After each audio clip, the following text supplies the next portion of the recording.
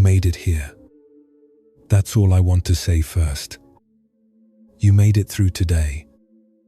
All of it. The parts that were fine and the parts that quietly weren't. The moments you held yourself together in front of other people. The moments you smiled when you didn't particularly feel like smiling. The effort of simply being present for everyone around you. When somewhere underneath all of that, a part of you was waiting, just waiting for the day to be over. And now it is. And here you are. I want you to know something. Before we go any further, I'm not going to ask anything of you tonight. Not a single thing. You don't have to relax correctly. You don't have to clear your mind. You don't have to follow along or focus or stay present or do this well. There is no doing this well. There is only this, your body, lying still, in the quiet, in the dark. That is enough. You have already done enough. There is a kind of exhaustion that sleep doesn't fix. You know this kind. You've probably known it for a while now. You wake up in the morning and you're already tired, not in your body, but somewhere deeper. Somewhere that doesn't have a name. It's the exhaustion of being needed, of being the one who knows what to do, or at least the one who is supposed to know, of holding things together so consistently, for so long, that you've almost forgotten what it feels like to just set it all down. It's the exhaustion of thinking, of your mind circling the same thoughts the way a finger traces the rim of a glass around and around. Not because you want to, but because it doesn't seem to know how to stop. You replay conversations. You reconsider decisions. You think about tomorrow before today has even finished. You build entire arguments with people who are asleep right now, who don't even know you're thinking about them. Your mind is very good at its job. It's just that you didn't ask it to work tonight. And underneath all the thinking, there is something else. Something quieter. Something you might not even let yourself name, because naming things makes them real. And you've been so careful, haven't you, about what you let become real. There is a kind of loneliness that lives alongside a full life. It doesn't mean you don't have people. It doesn't mean no one loves you. It's subtler than that. It's the feeling of being known only in parts, of showing certain rooms of yourself and keeping others locked. Not out of hiding exactly, but because some things are simply too delicate to hand to someone else. Too interior. Too hard to explain without it all coming out wrong. So you carry them quietly. You carry the worrying, the wondering if you're doing any of this right, the low, almost inaudible fear that somewhere along the way you've been left slightly behind, that everyone else seems to have found their footing while you're still searching for yours. You carry the weight of being someone others lean on, while having nowhere, really, to lean yourself. I see that weight, not because I know the details of your life, but because this kind of heaviness, this particular invisible thing, is something that visits almost everyone who is trying, genuinely trying, to live a good life. The people who care the most are often the ones who rest the least. The ones who are most present for others are often the most absent from themselves. That isn't a flaw in you. It's just what happens when a person's heart is larger than the time they're given. So tonight is yours. Not in a dramatic way. Not in the way of grand restoration or sudden clarity. Just quietly yours. This space, right here. This darkness, the weight of your own body against the surface beneath you. The sound of your own breathing, which has been going on faithfully all day without you once noticing it. Your breath didn't need you to manage it. It just kept going. Imagine, for a moment, a boat on a dark lake, not going anywhere in particular, just drifting. The water is still. The sky is wide and full of stars, and the boat catches their reflection, pale light shimmering on the surface, moving softly each time the water shifts. The boat doesn't try to collect the light. It doesn't hold on. It just receives it, the way dark water receives starlight completely, without effort, without agenda. You are that boat tonight, drifting slowly out of the day. The stars are still there above you. The water holds you without effort. You don't have to row. You don't have to steer. You don't have to know where you're going. You can just let the water take you. There is something this darkness is offering you right now. Not emptiness. Something warmer than that. A kind of permission. Permission to stop performing. To stop being anyone's anything for just a little while.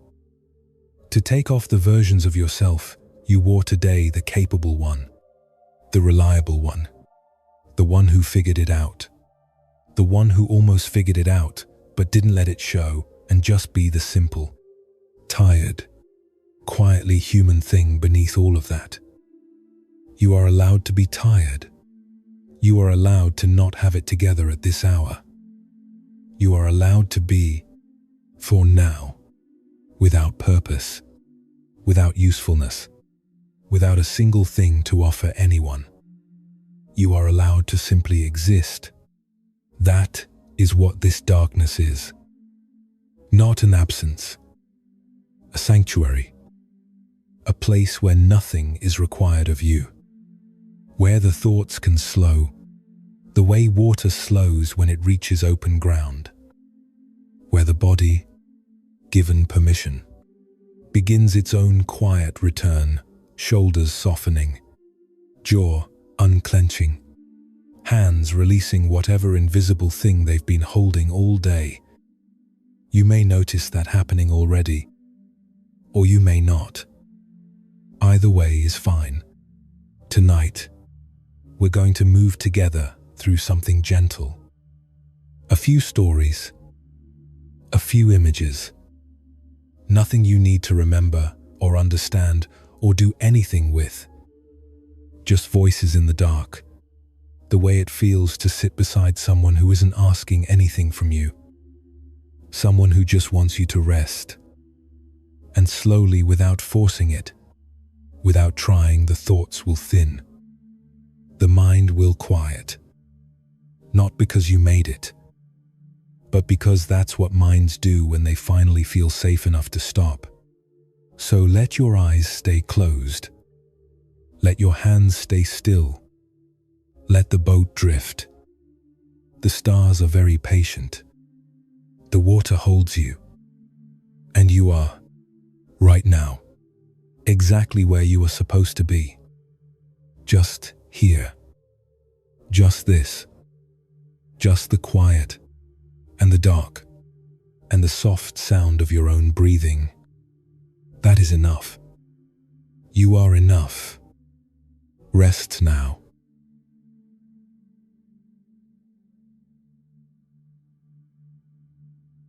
There is something that happens to a person, slowly, over many years. So slowly, in fact, that you almost don't notice it happening. It begins simply enough. Someone needs you, and you show up. Because that is what you do, you show up. You are the kind of person who shows up, and they need you again. And again you come. And over time, without anyone asking, without any ceremony or announcement, a roll forms around you the way ice forms on a still river, quietly, in the night, while you were busy looking somewhere else. And one day you wake up and the role is just there. Solid. Heavy. Yours. You are the responsible one. The dependable one. The one who holds things together. The one people call when something needs to be handled. When someone needs to be reassured. When the air in the room needs to be made lighter. And some part of you is proud of this. Some part of you genuinely loves it. Because being needed is its own kind of warmth. Isn't it? Being the person others lean on, there is meaning in that. There is something real in that. But there is another part. A part that is very, very tired. A part that has been wearing this weight for so long, it has almost forgotten that the weight is separate from the body. That somewhere underneath all the responsibility and the managing and the showing up underneath all of it, there is just a person. Just a person who sometimes doesn't know the answer. Just a person who sometimes needs to be held rather than to hold. Just a person who lies in the dark at this hour, wondering, quietly, if they are allowed to put it down, even for a night, even just for now. You are allowed. I want to say that again, gently, because it may take a moment to reach you. You are allowed to put it down. Not permanently. Not forever. Just here, in this quiet, while the world is asleep and no one needs anything from you. Here, you are not anyone's anything. You are just the soft weight of a body in the dark. And that is enough. Let me tell you about a man named Nakamura. He lived a long time ago, in a city where the streets smelled of cedar and rain, where the sound of temple bells traveled across rooftops in the early morning before the markets opened and the voices began. Nakamura was a man of considerable position. He administered a great province. Thousands of people lived within the reach of his decisions. His name, when spoken in official chambers, was always preceded by honorifics, long chains of titles that announced his importance before he even entered the room. He wore robes of heavy silk, deep indigo, edged with gold. The kind of robes that held their shape even after you removed them stiff and formal, as if the authority were woven into the fabric itself. Every morning, attendants dressed him. It took time. There was a particular order to it. The inner robe first, then the outer, then the sash, then the seal around his neck. Each piece added weight. Each piece added distance between the man inside and the world outside. He would look at himself in the polished bronze before leaving his chambers. He would see the governor. And somewhere, very quietly, a different face would look back at him, younger, softer, unsure, and then disappear. Nakamura had been doing this for 20 years. 20 years of ceremonies, of measured words, of reading rooms the moment he entered them and adjusting himself accordingly, his posture, his expression, the precise calibration of authority and approachability that his position required. He was very good at it. He was so good at it that he sometimes couldn't find the seam anymore. The place where Nakamura, the man, ended and the governor began. He had a wife who loved him genuinely, but who had not called him by his given name Dido in years. It had become a habit, this formal distance, not coldness, just the way things were. The way things had become, so gradually that neither of them had noticed until the gradual had become the total. He had a daughter who was 15 and who did not know, really, who her father was. She knew the governor, She knew the man who sat at the head of the table with a particular posture and spoke in measured tones about responsibility and the weight of duty. She did not know the man who, as a boy, had liked to sit in cherry trees and watch the clouds. That man had been wearing silk robes for so long he had almost forgotten the feeling of plain cotton against skin. The thing about carrying something heavy for a long time is that the weight becomes ordinary. You stop noticing it. You begin to think that this is simply how things feel. That heaviness is the natural texture of being alive. That the tightness across your shoulders has always been there. That everyone must feel this way. That there is something wrong with you on the days you feel it more acutely. Nakamura didn't know he was tired. He knew he was efficient. He knew he was effective. He had evidence, decisions made, problems resolved, citizens served. What he didn't have was a single conversation in which he had simply spoken without calculation, without managing the impression his words would leave. What he didn't have was a night of real sleep, the kind where the mind releases everything and falls all the way down into the dark. He would lie on his sleeping mat and he would rehearse. Tomorrow's audience. Last week's misstep. The thing he should have said differently. The thing he should have said the same way but louder. Around and around. The governor's mind, working through the night. Unable to set down the province even in the hours when the province required nothing from him at all. One autumn, he heard of a teacher. Not a powerful teacher. Not a renowned philosopher with 100 students and volumes of commentary.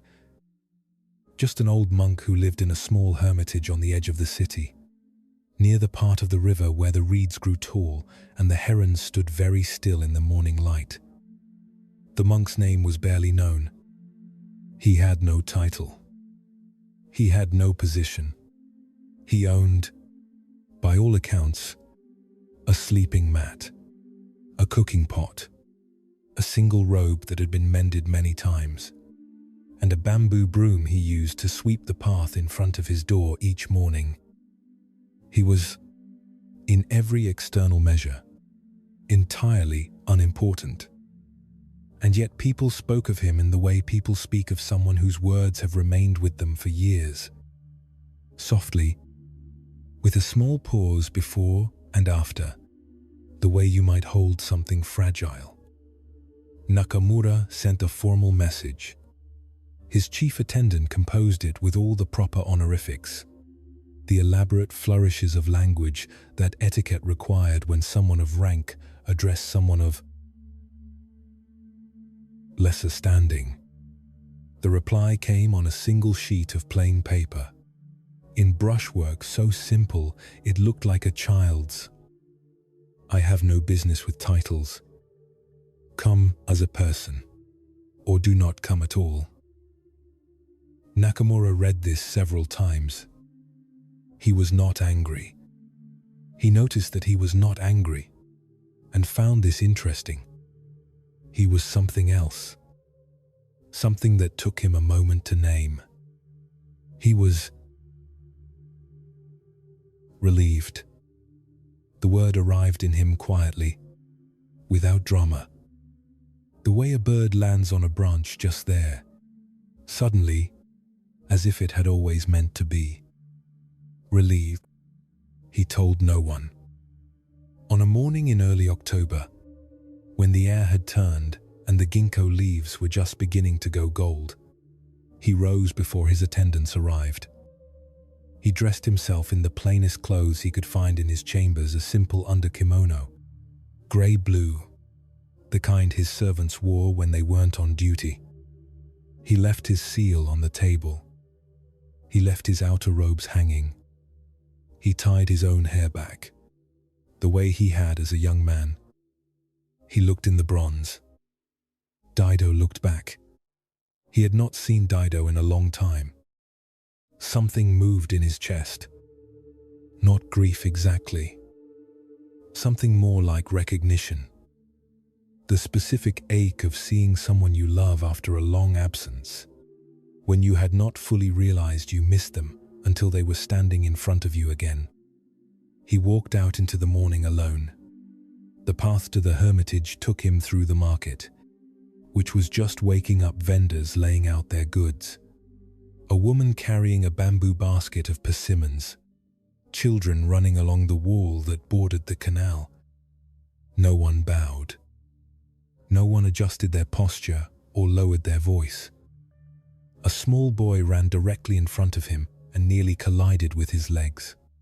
Looked up, made a face, and ran away laughing.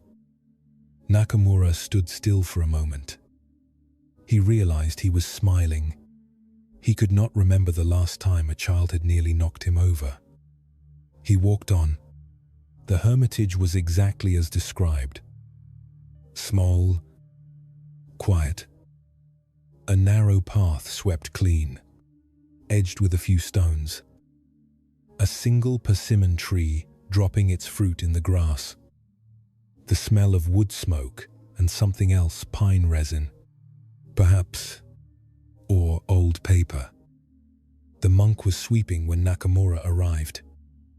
Very old, slightly bent. The broom moving in slow, even arcs across the stones. He did not look up immediately. He finished the arc he was making, then another, and then he looked up and regarded the man standing at the edge of his path with the calm attention of someone who is genuinely interested in what they are seeing. He did not bow. He did not speak. He waited. And Nakamura, who had been addressed as Your Excellency for 20 years, who had not introduced himself without a title since he could remember, opened his mouth. And after a small pause, just a small one, the length of a single breath, he said, I am Daido. I am very tired, and I don't know why. And I thought perhaps you might be willing to speak with me for a while. The monk looked at him for a long moment. Then he nodded. Once, set the broom against the wall of the hermitage, turned toward the door. Come in, he said simply. I'll make tea. They sat together for a long time. Later, Nakamura would not be able to recall exactly what was said.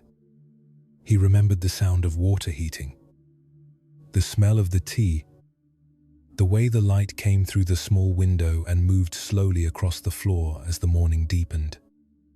He remembered that at some point he had been speaking for a while about something, some concern, some matter of governance, something he had been carrying, and in the middle of it, he had simply stopped.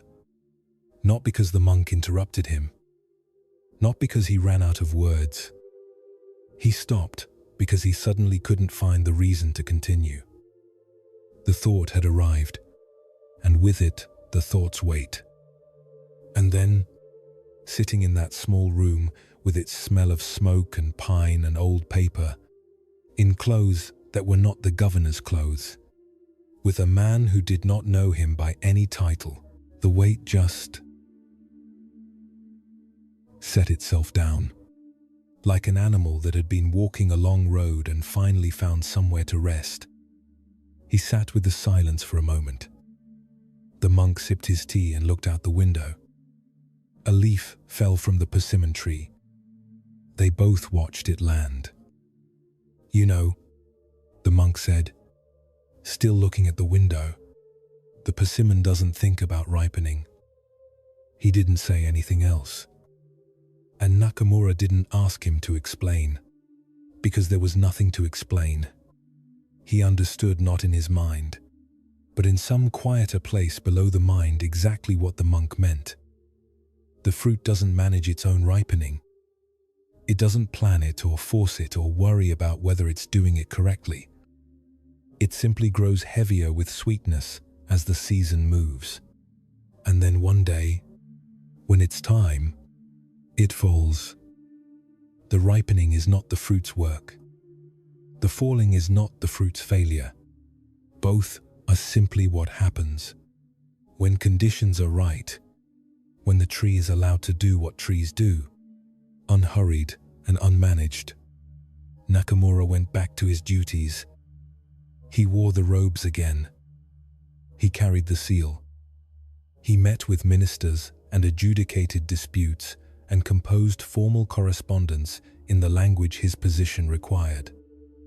Nothing about this changed, but something inside it changed. There was a small space, now, between Nakamura and the governor. Just a small one. Just enough to breathe.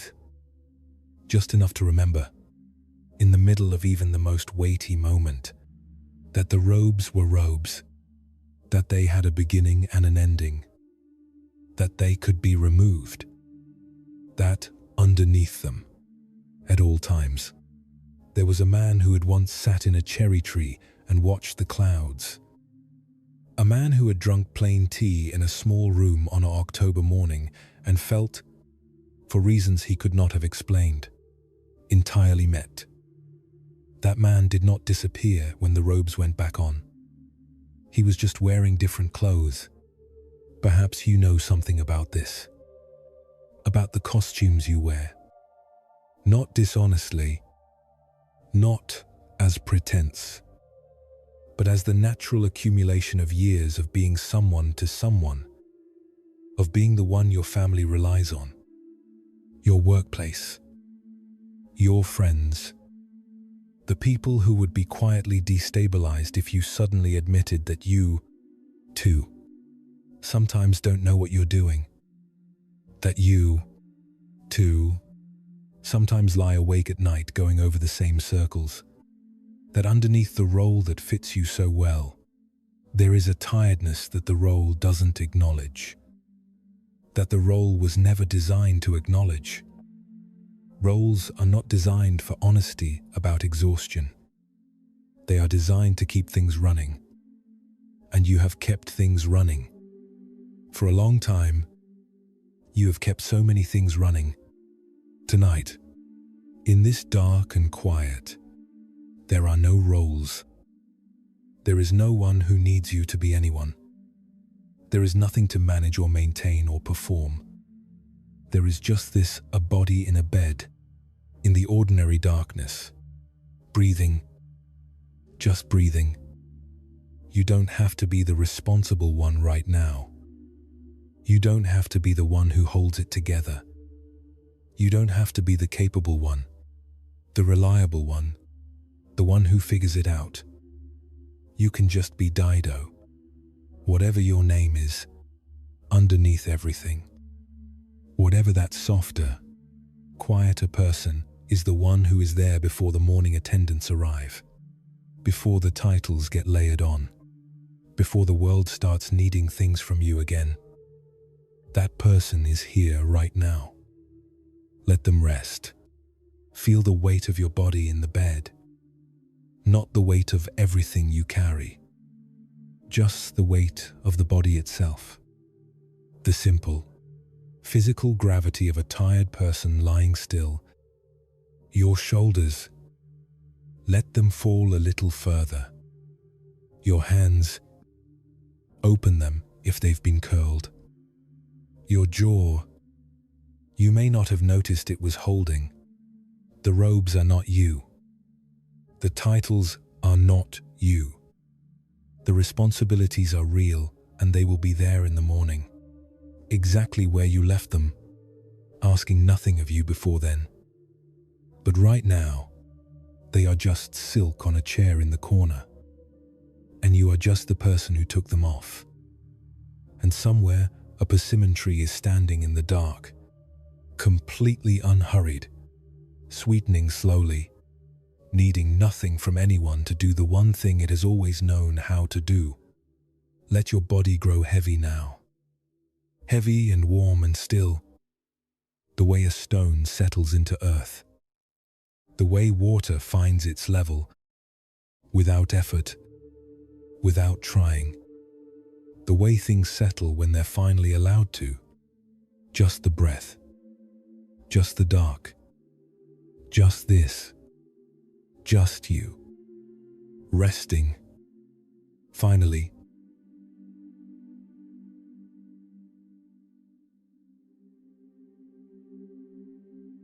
There is a particular kind of pain that is hard to speak about. Not because it's too large, but because from the outside, it looks too small. It's the feeling of being passed over, not ignored cruelly, not left out on purpose, just not quite landed on. The way a hand moves across a table and misses you by an inch. The way warmth fills a room and somehow you are standing just at the edge of it, close enough to feel its outline but not quite inside it. You were there. You contributed.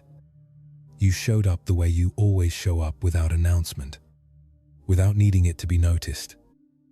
And then someone else received the recognition. Someone whose presence filled the room in a way yours quietly didn't. And you smiled, because that is what you do. You smiled and meant it. Mostly. And later, much later, in the dark, the smile dissolved. And underneath it was something you didn't choose and couldn't quite name. Something that lives between loneliness and self-doubt. Something that sounds, in the quietest part of your chest, like a question. Am I enough? Not asked loudly. Not sobbed into a pillow. Just sitting there. Small and persistent and older than you'd like to admit. Perhaps this question arrived early. Perhaps somewhere along the way, without anyone meaning to teach you this, you learned that worth had to be demonstrated. That love was something you earned through usefulness. That your presence mattered in proportion to what you gave. What you solved, what you made easier for someone else.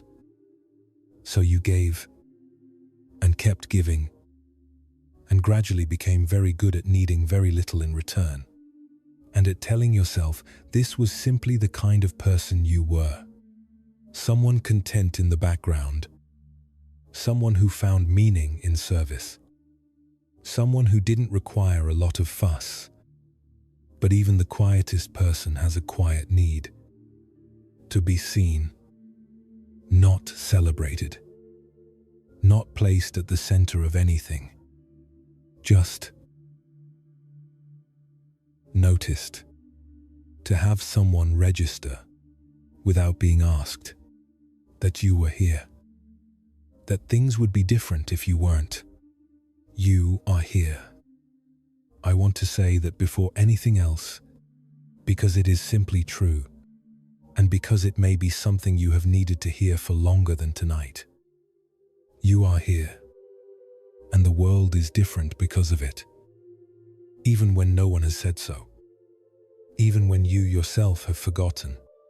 Let me tell you about a young woman named May. She lived at a mountain monastery, one of those places where mist comes in low over the courtyard each morning and the stones are always cool and slightly damp underfoot. She wasn't a nun exactly. She occupied that quiet space between student and servant. The kind of position that carries no title but without which everything quietly falls apart. She cooked the rice before dawn. She carried water from the well. She swept the long corridor between the meditation hall and the sleeping quarters, the one that filled with pine needles overnight, no matter how carefully it was, swept the evening before. She mended robes. She lit the lamps so that no one arrived to darkness. She did all of this without being asked twice, without waiting to be thanked. And most days, she wasn't. The monastery had many students. Some had traveled great distances, merchants' children, scholars' sons, a few who had left behind comfortable lives to sit in silence and learn. They debated the old texts. They composed poetry and read it aloud to the gathered community. After meditation, they gathered with the teachers, voices earnest and searching. And May sometimes caught the edges of these conversations while passing through the corridor with her broom. She never joined them. It wasn't that she felt unwelcome. It was more that she had settled into a particular place, the background. The way furniture settles into a room, and moving out of it felt like it would require an announcement she didn't know how to make. She was the one who carried the water. She was not the one who talked about the nature of water. And slowly, without her quite deciding it, this had started to feel like a fact about her. Fixed. The way a stone settles into a riverbed and the water learns to move around it. There was a teacher at the monastery named Ryokan. He was old in the way of someone who has stopped performing at being old. No deliberate slowness. No cultivated gravity. Just very still. Very present. The kind of person whose attention, when it landed on you, seemed to be resting on something slightly deeper than your face. May had spoken perhaps 30 words to him in 2 years. One evening, in late autumn, when the other students had gone inside and the courtyard was cold and empty, she was sweeping by lantern light. The pine needles had come down heavily that day. The wind had been up. She swept the way she always swept, steadily, without hurry. She had been working since before dawn, and the tiredness had moved past the place where it complains into something quieter. The kind of tiredness that empties the mind. She wasn't thinking about anything in particular. She was just sweeping. And then, Ryokan was there. She hadn't heard him come out. He was simply present, not arriving. Just already there at the edge of the lantern light. She slowed without meaning to. "Don't stop," he said. His voice was easy, unhurried. She kept going, though with a new quality of self-consciousness she couldn't quite set aside. After a moment he lowered himself onto the stone step at the corridor's edge carefully, in the way of old joints, and sat looking out at the courtyard. Not at her. At the stones. At the way the lantern light moved across them. At the cold coming down from the mountains. They stayed like that for a while. May swept. Ryokan sat. It wasn't uncomfortable. It had the particular ease of two people doing what they are doing without needing to explain it to each other. After some time, he spoke. "Do you know what this building is resting on?" May stopped. Looked around at the ground. "Stones," she said. "Foundation stones." He nodded slowly. "Laid by people whose names no one remembers," he said. "Who left no teachings behind. No written words." A pause, and yet the meditation hall stands because of them. Every conversation that has ever happened inside those walls, every moment of understanding, every small shift in someone that changed the rest of their life, all of it is resting on stones that nobody sees. The lantern flame bent slightly in a breath of wind. "Foundation stones don't announce themselves," he said. "They don't need to. They simply hold." He let the quiet come back in. Then he rose, slowly, and with a small nod, something warmer than courtesy. Though not quite named, he went inside. May stood alone in the courtyard. She didn't have a revelation. She was too tired for that, and too practical to trust anything that arrived too quickly. But standing there in the cold, with the lantern light crossing the stones at her feet, she felt something settle. Not dramatically, the way a door finds its frame when the wood shifts with the season, not opening, not closing, just fitting. She looked down at the stones. They were old, worn smooth at their centers where generations of feet had passed, darker at the edges where the damp collected. Each one a different shape, fitted together by hands that understood the work would outlast them. They held everything. The teachers who had sat here, the students, the grief and the silence and the long ordinary effort of people trying to live well. The stones held all of it without asking for anything in return. Not acknowledgement, not even the comfort of being seen. They were simply there. And because they were there, everything else could be. May went to sleep that night and lay in the dark. And the question that usually lived in her chest, "Am I enough?" was there, but quieter. Or maybe she was simply less afraid of it than she had been that morning. She couldn't have said exactly what had changed. She didn't need to. Perhaps you know something of what May felt. That particular quality of invisible labor, the kind that holds things together precisely because it never stops. The kind that is most visible only in its absence. The details handled before they became problems. The things remembered that no one else thought to remember. The quiet showing up, again and again, for people who may not have noticed they were being shown up for. That work is real. It matters, not in a way that gets announced, but in the deep structural way that foundations matter, the way everything else is resting on it. Without knowing it is being held. You have been holding a great deal, and maybe you've wondered, in these honest nighttime hours, whether any of it added up, whether the people you love have felt it somehow, even when nothing was said, whether what you give quietly is received quietly, somewhere, in ways you'll never quite see. Here is what the stones know. Worth doesn't require witnesses. A foundation doesn't become less real because no one thinks to look at it.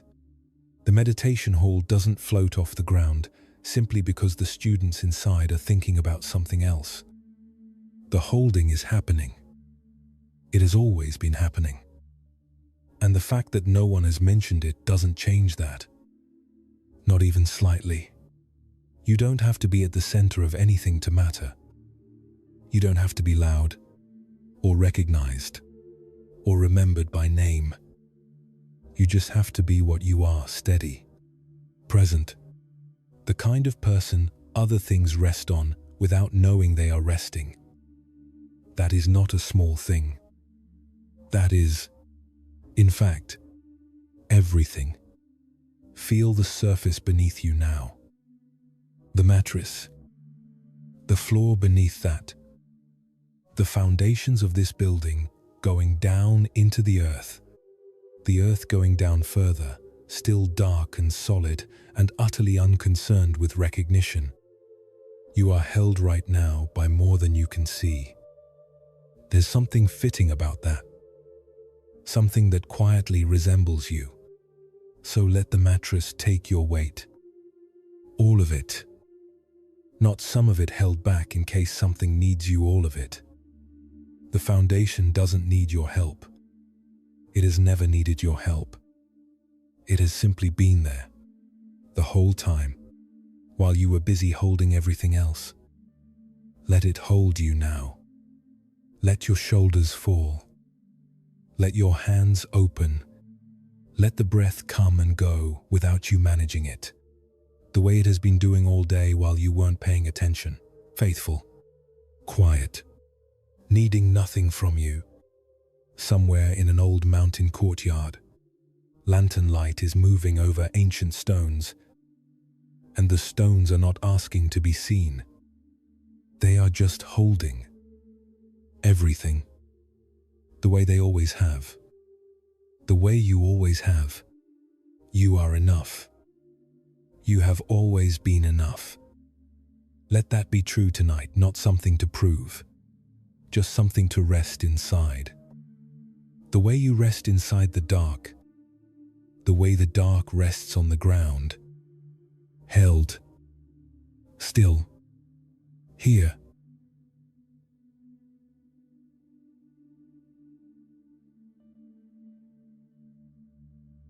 There is something that happens when the mind turns its attention on itself. You've felt it. Maybe tonight. Even lying here, aware that you should be sleeping, aware that you're aware, the watching layered on the watching, and the more you look, the further away rest moves, like something that only arrives when you've stopped reaching for it. It's one of the stranger things about being human. Trying to do a natural thing can make it almost impossible to do. You try to relax. Something in you notices the trying. The noticing creates a small tension. The tension makes relaxing harder. So you try again, a little differently, and the trying makes it harder still. Around and around. You know this loop. You may be in it right now. The mind means well. That's the strange and almost tender thing about it. It isn't working against you. It genuinely believes that if it can understand the situation clearly enough, manage the conditions carefully enough, I think it through just one more time, then what you need will come. It's trying to help. It just doesn't realize that it is the thing in the way. There is an old story about a calligrapher named Shen. He lived in a city on a wide river, in a small apartment whose walls were covered in his own work, scroll after scroll of brushwork so fine that people came from other provinces just to look at it. Not always to buy. Sometimes just to stand in front of it and feel something they couldn't name. Shen had been painting characters since he was 7. His teacher was his grandfather, who had the kind of hands that seemed to understand the brush without needing to think about it. Hands that knew how much pressure, how much ink, when to press and when to lift, as naturally as breathing. By the time Shen was grown, his own hands had learned something similar. When he worked, there was a quality to it he could feel but never quite explain. A current. The brush moved. The characters formed. And there was a rightness to them that arrived on its own. He didn't question it. He simply worked, the way his grandfather had worked, without examining the mechanism too closely. And then one spring, something changed. It started with a commission, an important one, the kind that arrived with weight already attached to it.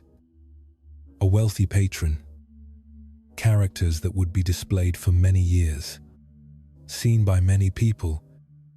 Shen had done important work before, but something about this one made him sit differently at his table.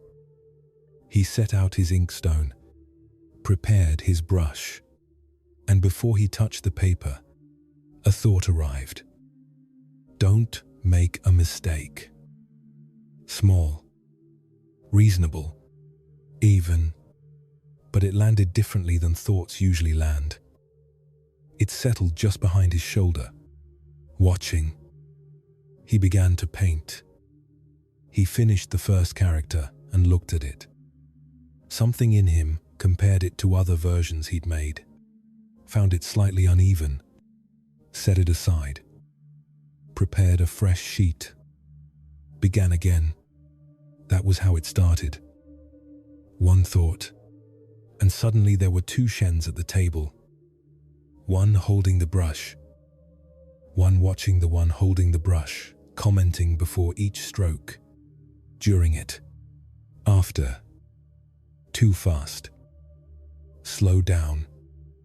Your hand is tense. Try to relax your hand. You can't relax it when you're thinking about relaxing it. Work he had done effortlessly for decades began arriving stiffly, the way handwriting does when someone is watching over your shoulder. He threw away more paper than he kept. He tried different brushes, different light, different hours.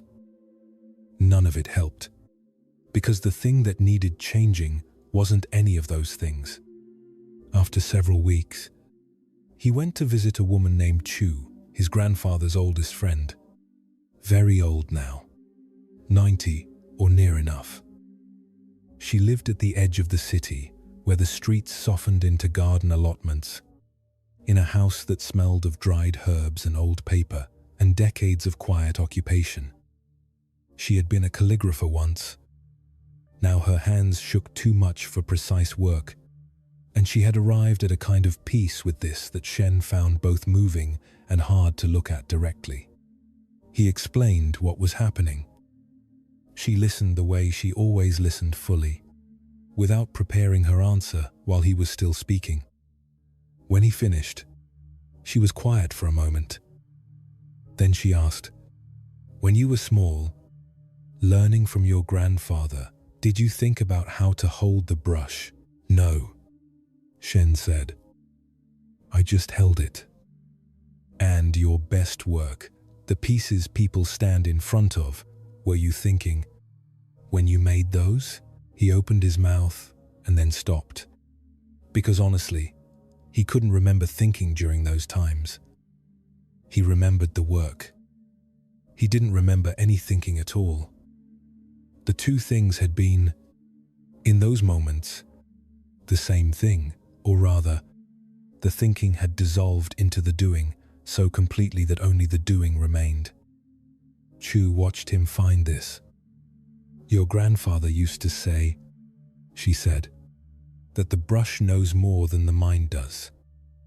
The mind thinks in words. The brush thinks in movement. When the mind tries to translate movement into words so it can supervise," she paused and made a small gesture with one of her trembling hands. "Something gets lost in all that traveling." Shen walked home slowly. The city was moving through its evening lights coming on. The smell of cooking. People with that particular purposefulness of someone almost home. He walked without thinking about walking. Noticed this as it was happening, legs moving, weight shifting, body reading the uneven stones by the canal through the soles of his feet, in a language that never passed through words at all. He had walked this route hundreds of times. His body knew it completely. He had never once had to think about how. There is a kind of knowing that lives below thought, older than language.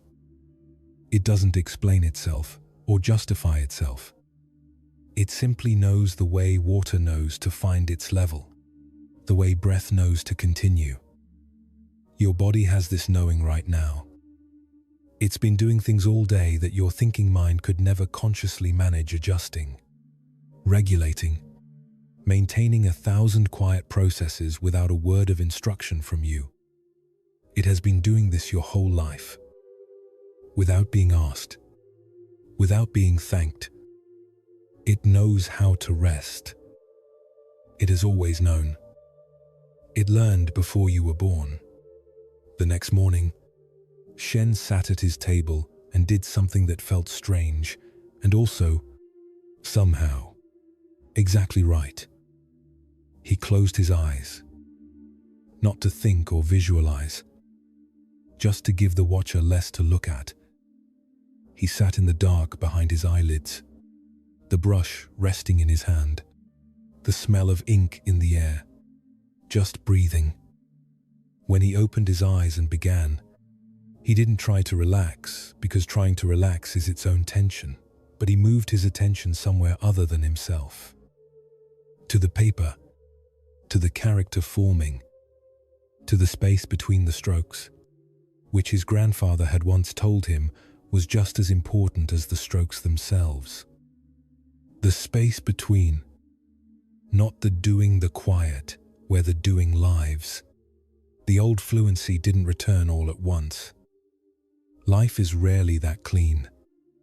But there were moments, brief, arriving and passing like light through leaves, when the watcher quieted and the brush moved freely again, and something appeared on the paper with a quality he recognized. Not perfection. Something warmer than perfection. something alive. He understood, slowly, what Chu had been pointing at. The Watcher wasn't an enemy. It was a habit, something his mind had learned when the stakes felt high enough to make it curl inward. Watching. And you can't fight it directly. Trying to silence a voice in your head only gives it more to say. But you can let your attention move somewhere else. Somewhere immediate. Somewhere that doesn't need managing. And in the space that opens when attention shifts, the body remembers what it already knows. Perhaps your mind is doing something like this tonight. Watching you try to sleep. Noting whether you're relaxed enough, whether this is working, whether the thoughts are slowing at the right rate. And the more it watches, the more awake you feel. That's not a flaw.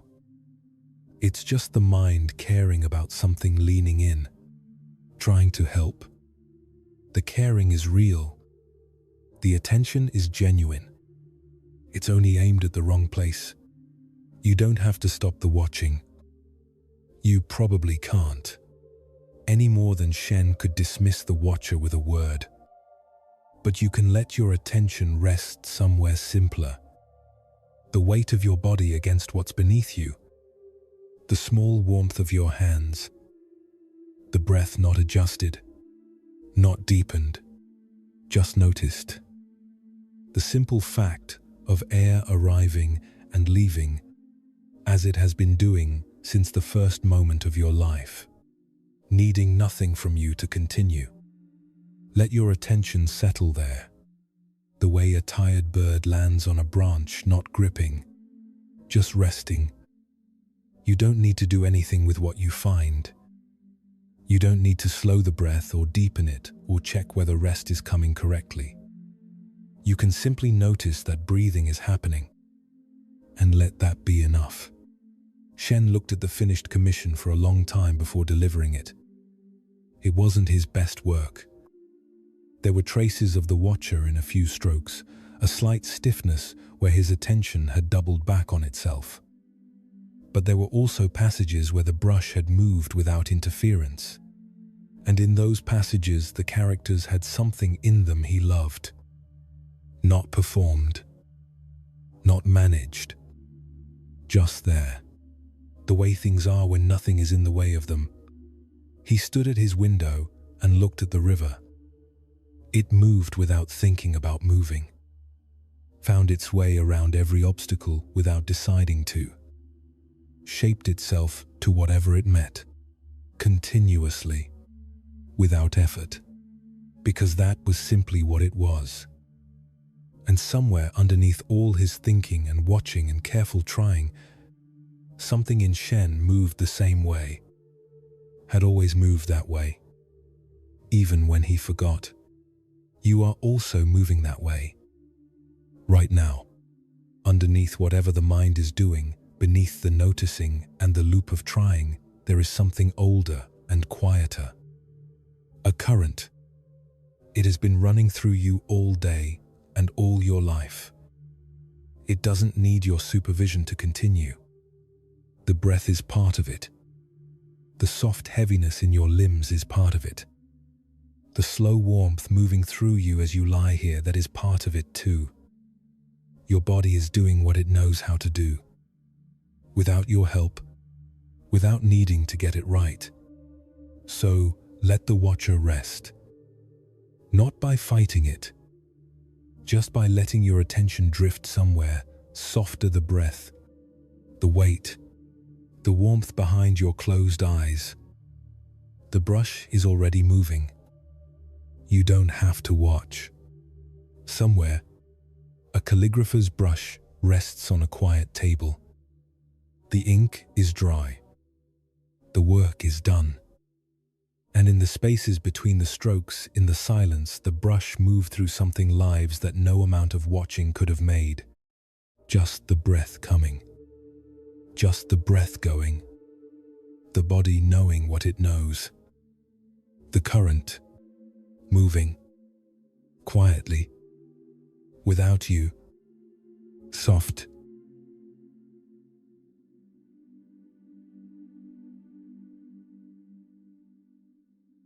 There is a particular ache that arrives sometimes in the middle of an ordinary day. You see a photograph, a group of people laughing somewhere, a casual dinner, the easy warmth of people who have known each other a long time, and something in you responds before you can stop it. A small, quiet contraction. Not jealousy exactly. Something more like a question you didn't mean to ask. Why don't I have that? Or perhaps it arrives differently.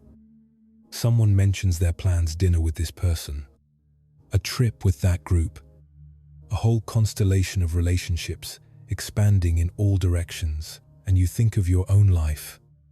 Its quieter rhythms, its smaller circle, and something measures the distance without being asked to. It isn't that you're ungrateful. You love the people you love. It's just that sometimes the world seems arranged into large, warm, effortless gatherings, and somehow you are always slightly to the side of them. You wonder, in the honest hours, whether there's something in you that makes closeness harder than it seems to be for others.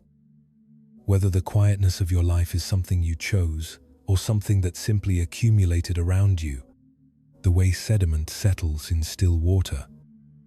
Whether the fewness of your people means something you haven't wanted to name. This is one of the stranger kinds of loneliness.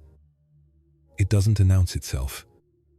It hides inside ordinary days, dressed as contentment, and only reveals itself at certain angles in the pause after you've said goodbye, in the particular texture of a Sunday afternoon, in the quiet moment when you realize that no one today will know what your day was really like inside.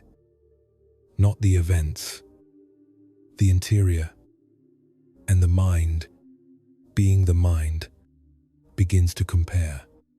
It looks outward at what others appear to have their full evenings, their easy laughter, the photographs arriving on screens, and calculates, without mercy, what seems to be missing from your own life. This may be one of the quieter difficulties of the age we're living in. We are shown, more constantly than any generation before, the surfaces of other people's lives, the curated moments, the occasions worth photographing, and the mind, which has not learned to account for curation, takes these surfaces at face value and holds them against your interior, against the full, unmemorable, private reality of your actual days, and the comparison is never fair. It was never designed to be. Let me tell you about a woman named Alina. She lived in a coastal town, narrow streets, old buildings, the smell of salt always faintly present, even when you weren't near the water. She had grown up there and loved it, in the way you love a place whose rhythms have entered your body so deeply you barely notice them anymore. She had a small number of people she was genuinely close to. A friend from school who still lived nearby and could read her moods from a single sentence. Her younger brother, whom she spoke to every week without fail. A colleague she sometimes ate lunch with, who had once said something so unexpectedly kind during a hard week that Alina had carried it with her for months. These relationships were real and warm, but they were few, and sometimes, in a way she found difficult to justify even to herself. The fewness of them weighed on her. She would watch other people she knew only slightly, people she passed in the street, and they seemed to move through the world, accompanied, not always literally, just in some quality of ease, as if they were cushioned by connection in a way she wasn't quite. She told herself it was foolish. She told herself this often. It didn't stop the feeling from arriving. One autumn, she traveled inland for work a week in a provincial city, a small guest house near a river. The work left her evenings free, and she spent them walking the riverbank in the early dark, watching lights come on in the houses across the water. On the third evening, she walked further than usual and found herself in a part of the city she hadn't noticed before. Older streets, quieter, a few shops still lit. At the end of a lane curving toward the river, a small tea house. Plain, wooden sign. She went in because it was cold and she'd walked further than she meant to. There was only one other person inside. An old man at the corner table by the window, a cup of tea in front of him and a book open beside it. Though he wasn't reading, he was simply sitting in the way of someone who has become very comfortable with simply sitting. The woman behind the counter brought Alina tea without asking what kind she wanted. This surprised her, and she found she didn't mind. For a while, nothing happened. The old man turned a page he may or may not have been reading. Outside, the lane was quiet. The tea was dark and slightly smoky, the kind that warms from the inside out. After some time, the old man spoke, without much preamble. "Do you know what's different about this place?" Alina looked up.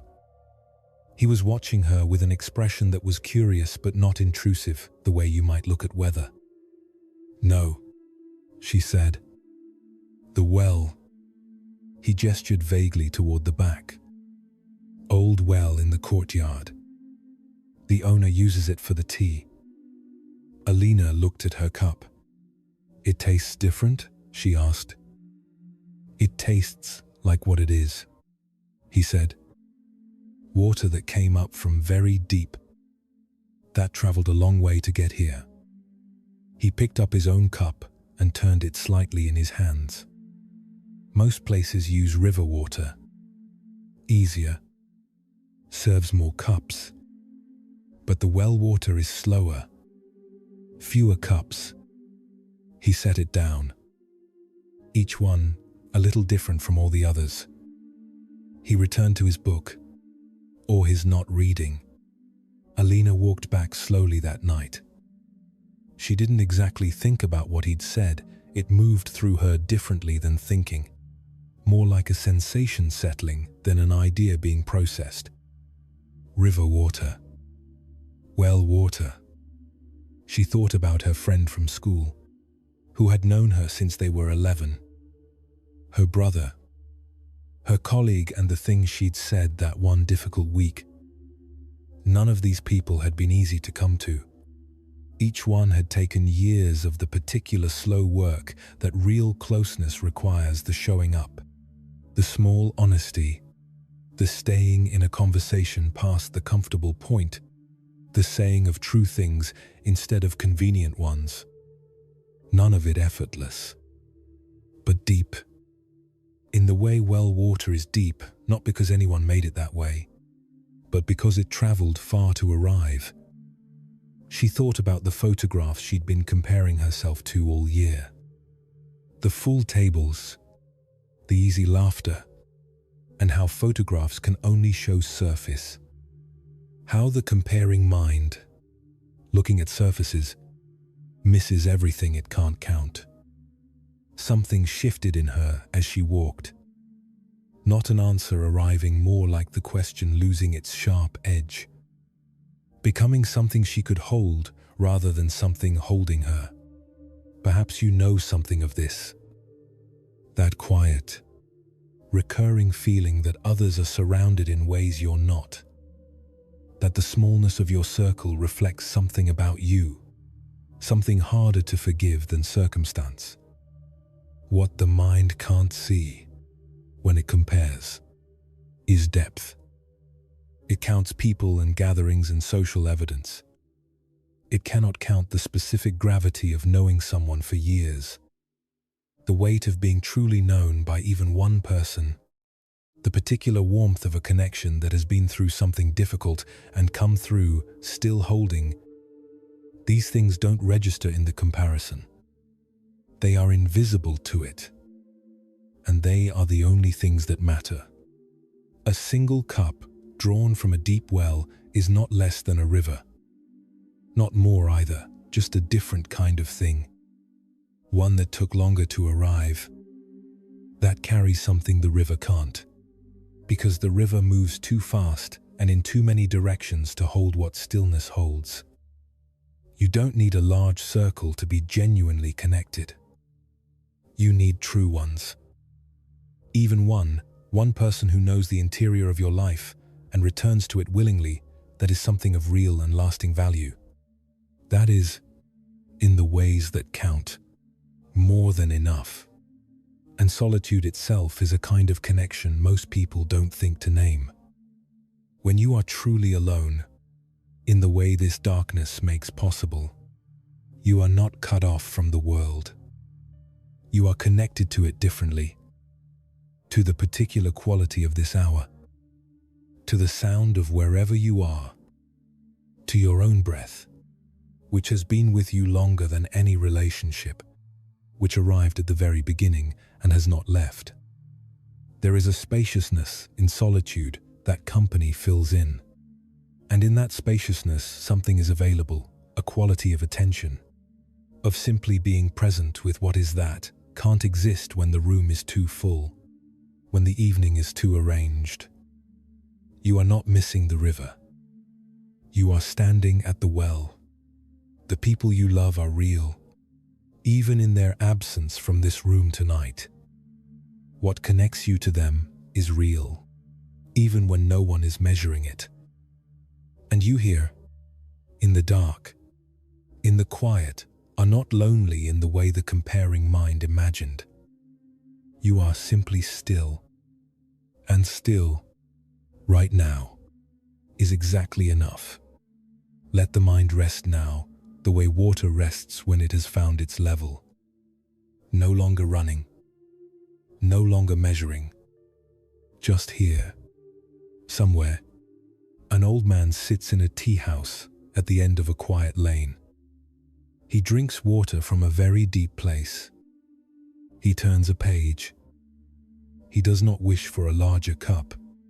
Feel the warmth around you, the weight of the dark, which belongs to you entirely tonight. Your breath, moving slowly, faithfully, the way it always has. The quiet of your own company, which is not nothing, which is right now, everything, not alone, simply still, and in the stillness, held, the way deep water holds what rests in it, quietly, without effort, just this.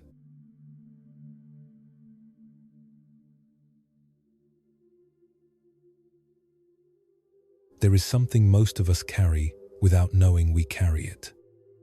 Not a burden exactly. Something more like a belief.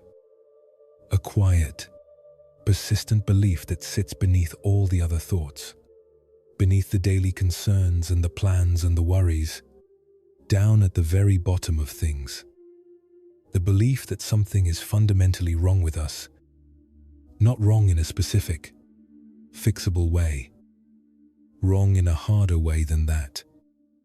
The kind of wrong that feels like it was there before anything happened to confirm it. Like a frequency the mind settled into long ago. So long ago that we can't remember when we didn't feel it. You probably know what this feels like. That low hum beneath ordinary life. The sense that other people move through the world with a kind of ease you can't quite locate in yourself. That if people really knew you, not the capable version, not the version you present, they would find something less than they expected. Something a little broken. Something that needs more work than it's worth.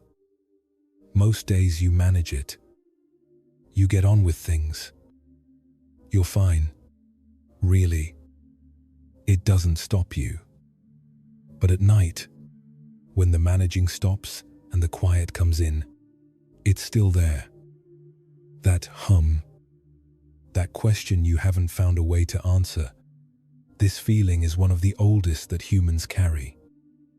It is not a sign that something is actually wrong with you, It is a sign that you are human, and that being human involves, somewhere along the way, absorbing the message that you are not quite enough as you are. Some people absorb it from a parent who didn't know how to show warmth. Some from years of being measured against standards they couldn't meet. Some from failure, or from comparison, or from simply being sensitive enough to feel the gap between who they are and who they thought they should be. However, it arrived. It settled in. And it is very quiet. And it sounds a great deal like the truth. But it isn't the truth. And that is what this next story is about. Not in a way that will fix anything tonight. Just in the way that a light turned on in a room changes how the room looks. You don't have to do anything. You just need to see what was already there. There was once a man named Rio who had been traveling for a very long time. He had not meant to travel so long. He had set out years ago from his home village with some vague idea of finding work in one of the larger cities to the east. He had been young then, and the road had seemed simple, and the journey had seemed short. But things did not go as he'd imagined. Work came and went. Some seasons were better than others. He moved from place to place, staying nowhere long enough to call it home, picking up whatever employment he could find, carrying loads at the docks, helping farmers at harvest. Odd work of various kinds that fed him but left no trace. He was not an unhappy man exactly. He had a good nature, a quiet sense of humor, the ability to talk easily with strangers. People liked him well enough, but he moved through the world with a particular feeling that he could not quite name, a feeling like something was always slightly out of reach. Like he was always arriving somewhere a little too late. Like the life he was supposed to be living was happening in another town. Just ahead. Just around the next bend in the road. After many years of this, his coat had seen better days. The fabric was worn through at the elbows. The hem had been mended so many times the stitching had its own texture. Layer on layer of different threads. Dark and light, rough and fine. Wherever a hole had opened and been closed again over the years, he had owned the coat since before he left his village. It had been given to him by a friend on the morning he departed. He wore it in all weathers because he had nothing better, and because it was familiar, and because by now it was simply part of him. One winter, Rio found himself in a mountain town he had passed through once before. Years ago. The cold had come early. The work at the docks had dried up for the season, and he had walked 2 days to reach this place, hoping to find something to carry him through until spring. He arrived at dusk. The streets were quiet, most people already inside. He found a small inn at the edge of town and asked if there was work in exchange for a room and food. The innkeeper, a wide-shouldered woman named Dawa, looked him over. His coat, his worn shoes, the way he carried himself not defeated, but tired in a way that had gone on long enough to become his natural posture. She said there was work, wood to be split, water to be carried, fires to be laid before dawn. She named what she would pay. He agreed. She showed him a small room at the back of the building. That night, sitting by the small stove in his room with his coat draped over his knees to add warmth, Rio noticed something. A place where the hem had been mended. Years ago, one of the older repairs. The thread faded, almost to nothing, had come partly loose. The fabric had pulled away from the stitching on one side, leaving a small gap. He reached inside to push the lining back into place. His fingers found something hard. He thought at first it was a stone, somehow worked into the lining over years of travel. He worked it free, slowly, the old thread giving way as he pulled. It was not a stone. It was a small cloth envelope, the fabric dark with age, tied with a piece of thread. He opened it carefully. Inside was a diamond, small, but unmistakably real, even in the low light, the way it caught what little there was and held it, turning it into something brighter. He sat very still for a moment. Then he turned it over in his fingers, held it up, let the light move through it. He did not know how it had gotten there. He could not remember his friend ever mentioning it. Perhaps it had been placed there as a kind of provision, a safety in case of desperate need. Perhaps his friend had hoped he would find it sooner.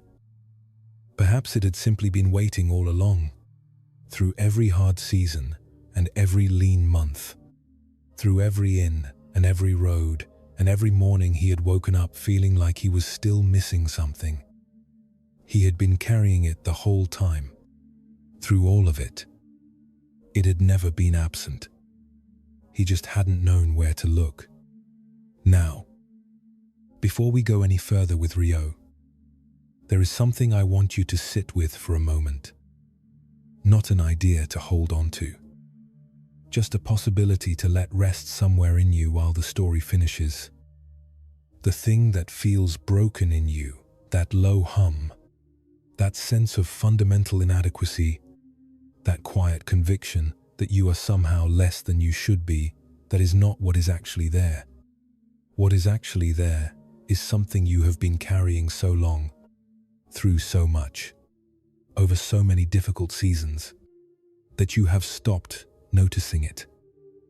Something real, something that does not diminish, something that does not depend on how the day went or what anyone said or how far you've come or how much further you think you have to go. It was there before any of the difficulty. It will be there after. You just haven't found it yet. Or you found it once and forgot where you put it. Or you found it and didn't trust what you were holding. That happens.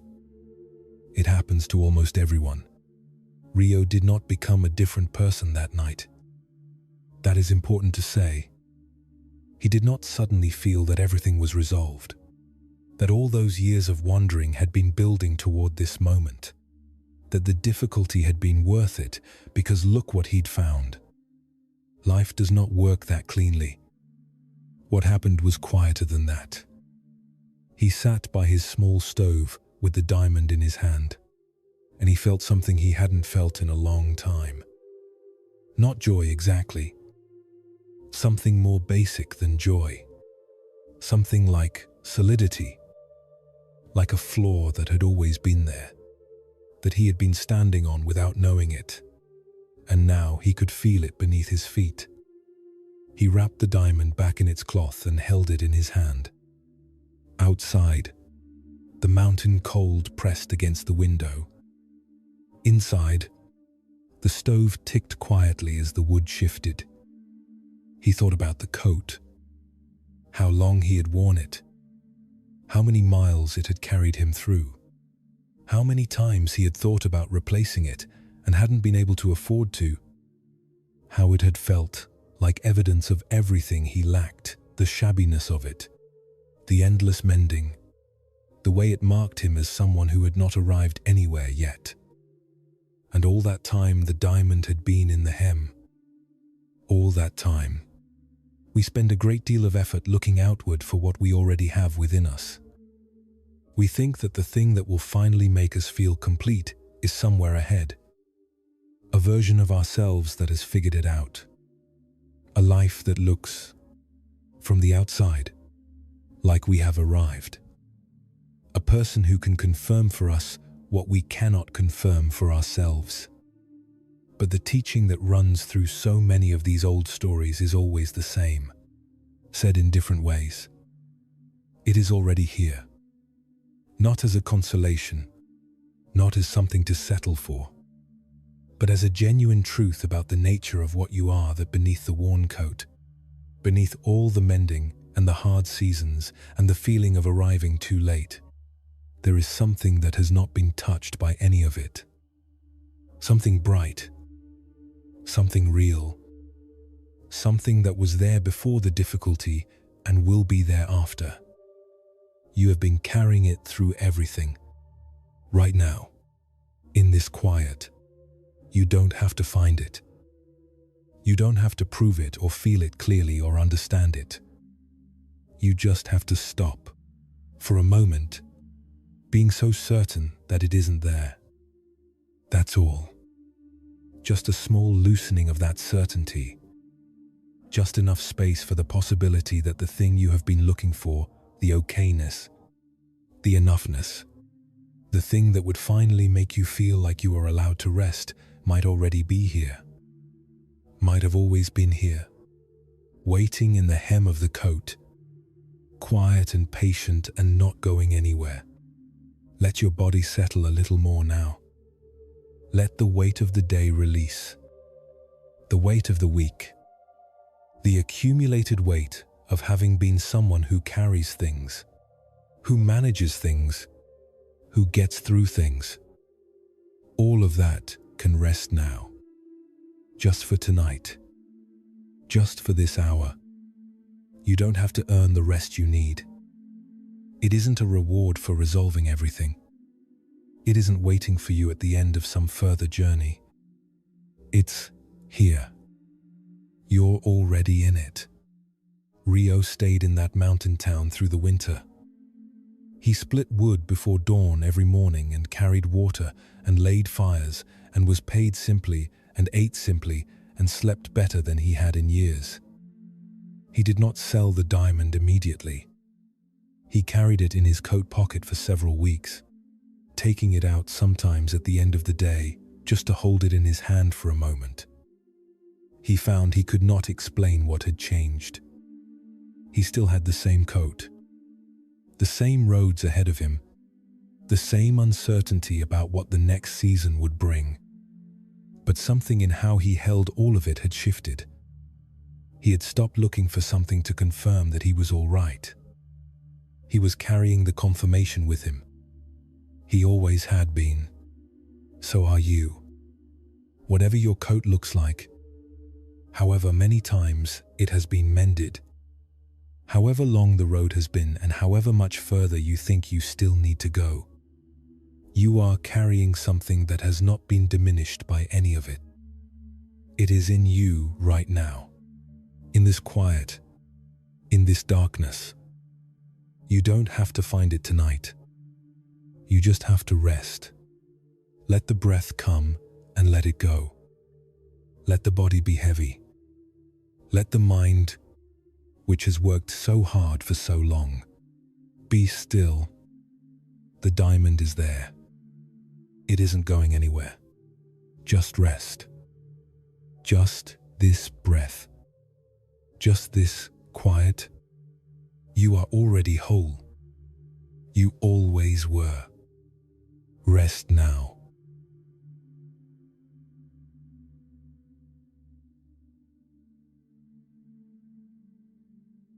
There is something you may have noticed by now. The harder you try to fall asleep, the further away sleep goes. You lie here and you think I should be asleep. It is late. I need to sleep. I have to be up early. And the thinking about sleep, the needing of sleep, the effort towards sleep, all of it has the opposite effect. The body tightens a little. The mind stays alert. Sleep, which is the most natural thing in the world, moves just out of reach. It is a strange kind of trap. The wanting works against the having.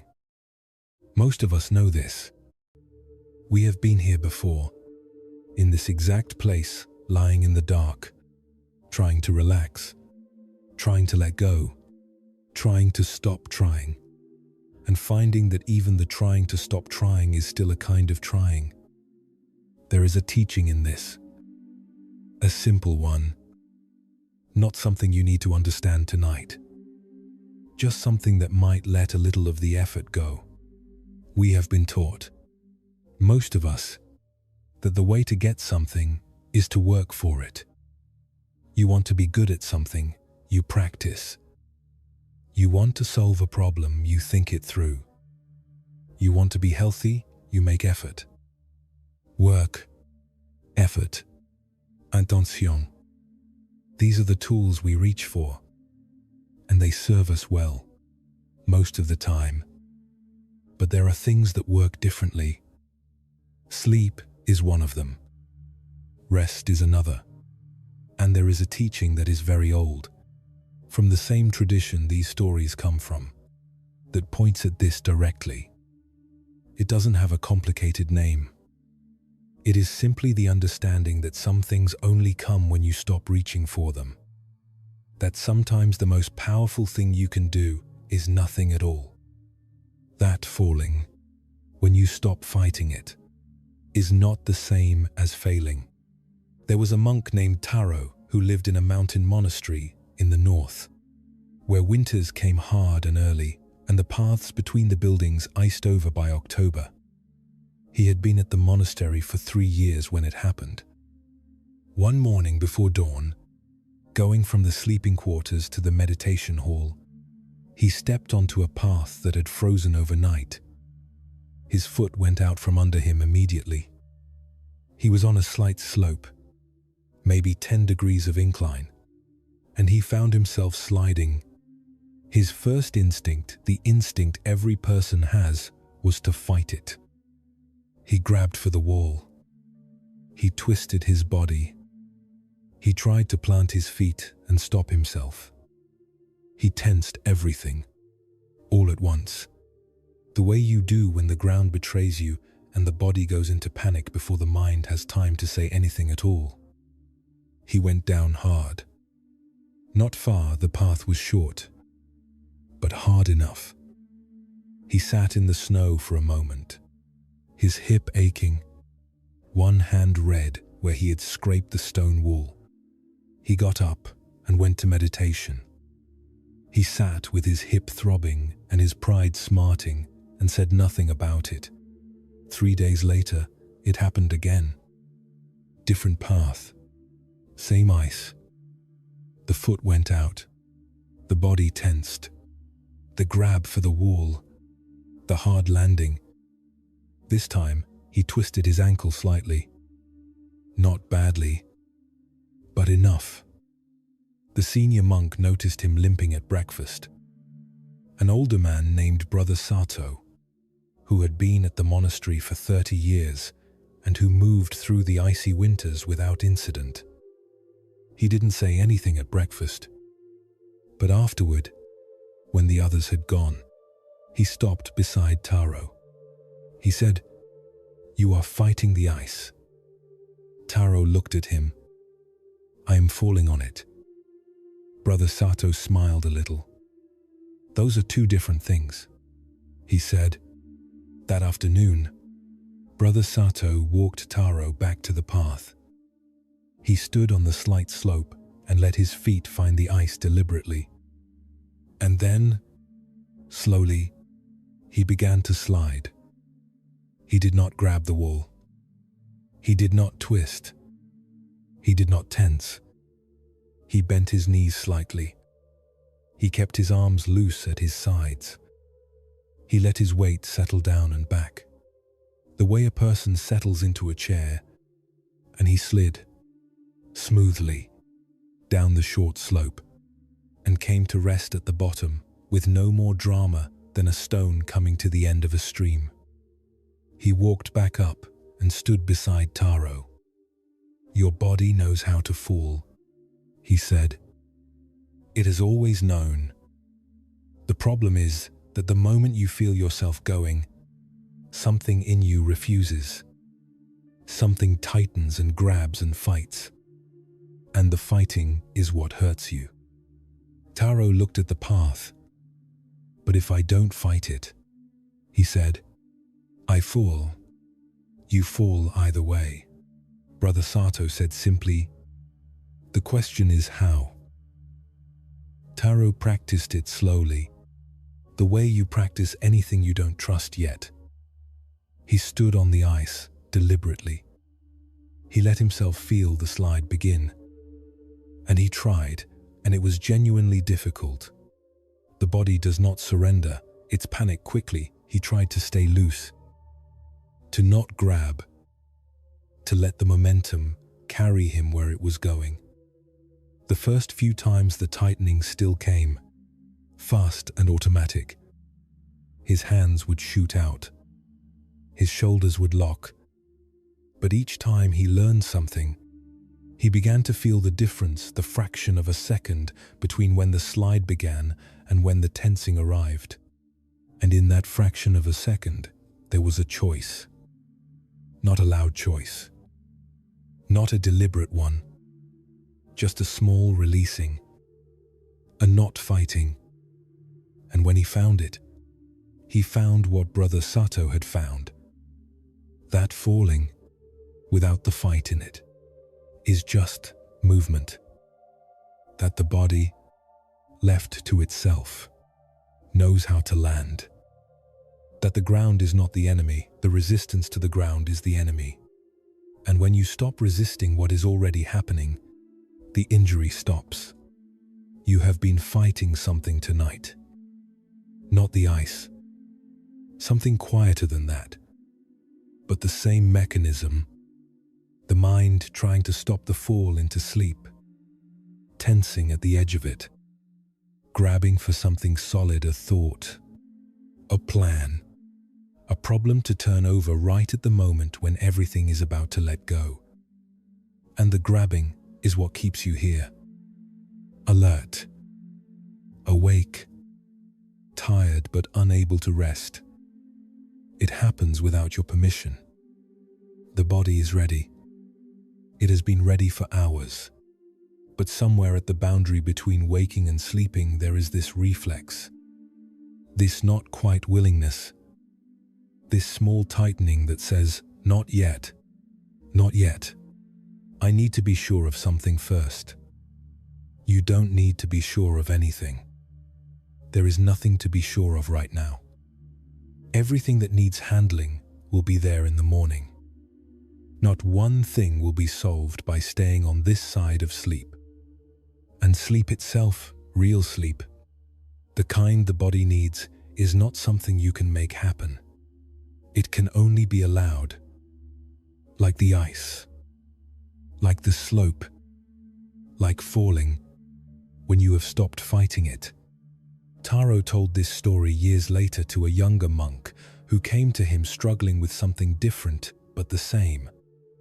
The younger monk could not meditate. Every time he sat down and closed his eyes, his mind flooded. He would try to push the thoughts away and they would push back harder. He would try to concentrate and find himself unable to. He would force himself to sit still and feel more agitated than if he had been moving. The effort was making it worse. The effort was the problem. Taro listened to him for a while. Then he told him about the ice. He said, "There are two ways to fall. One is to fight every inch of it, to grab and tense and resist the whole way down, and land badly, and hurt yourself. The other is to feel the fall begin and simply go with it. To stay loose. To let the momentum be what it is. To trust that the ground will be there." The younger monk asked, "But how do you make yourself not fight?" Taro was quiet for a moment. "You don't make yourself," he said. "Making is the problem. You just notice the tightening when it comes. You notice it. And sometimes, just noticing is enough. The hand loosens on its own. The shoulder drops. You weren't holding on because you wanted to. You were holding on because you forgot you had a choice. Right now, your body is already beginning the slide. You may not feel it clearly, but it has been happening since you lay down. the temperature dropping slightly, the heartbeat slowing, the breath getting quieter, the muscles one by one releasing their grip on the day. Your body knows exactly what it is doing. It does not need instructions. It does not need your help. The only thing that can interrupt it is the grabbing, the thought that says, "Wait, I need to check something." The habit of the mind that wants to stay in charge just a little longer, just until it is certain, just until it has reviewed everything one more time. You don't need to review anything. You can let the slope take you. Feel the weight of your body now, not holding itself up, already released into whatever is beneath you. The mattress, the pillow, the particular way your body has arranged itself in this darkness, finding its own shape, finding its own ease without being told to. Your hands are somewhere. Let them be there. Open or loosely closed, whichever they already are. You don't need to change anything. Your shoulders, feel where they are. Feel if there is any last bit of holding in them. You don't need to force them down. Just notice. Often, just noticing is enough. The shoulder remembers it doesn't need to hold and lets go on its own. Your jaw, the place where the day's tension likes to live. Not clenching, just resting. Teeth not quite touching, lips not quite closed. That particular looseness that happens naturally when we are all the way asleep. You are moving toward that. You have been moving toward it all along. The slope is gentle. There is nothing at the bottom to be afraid of. Only rest. Only the dark and the quiet and the body doing what it has done every night of your life, releasing, falling, landing softly in that deep place where thought grows thin and the breath keeps moving on its own, and everything that felt urgent becomes, for a few hours, completely still. You have done this thousands of times. Your body knows the way. Let the thoughts come if they come. Don't fight them. Don't grab for them either. Let them be like weather passing through. They don't need anything from you. They will move on their own if you don't stop them. And somewhere beneath them, the slide is continuing. Quiet, slow, moving you toward the ground. Brother Sato walked those icy paths every winter for 30 years without injury. Not because he was careful, not because he was skilled in any technical way, just because he had stopped fighting what the ground was doing. He would feel the slide begin, and he would stay loose, and he would arrive at the bottom the way water arrives at the bottom of a hill without drama, without injury, as if the whole thing had been easy. Because it was easy. Once you stopped making it hard, let it be easy now. The body is already sliding. Don't grab the wall. Don't tense. Just feel the movement. Just let the weight go. Just let the long day be over and the night be what it is, dark and quiet and meant for this. Meant for exactly this. Let go. The ground is there. It has always been there. Soft. Waiting. You don't have to do anything. Just fall. Just rest. Just this.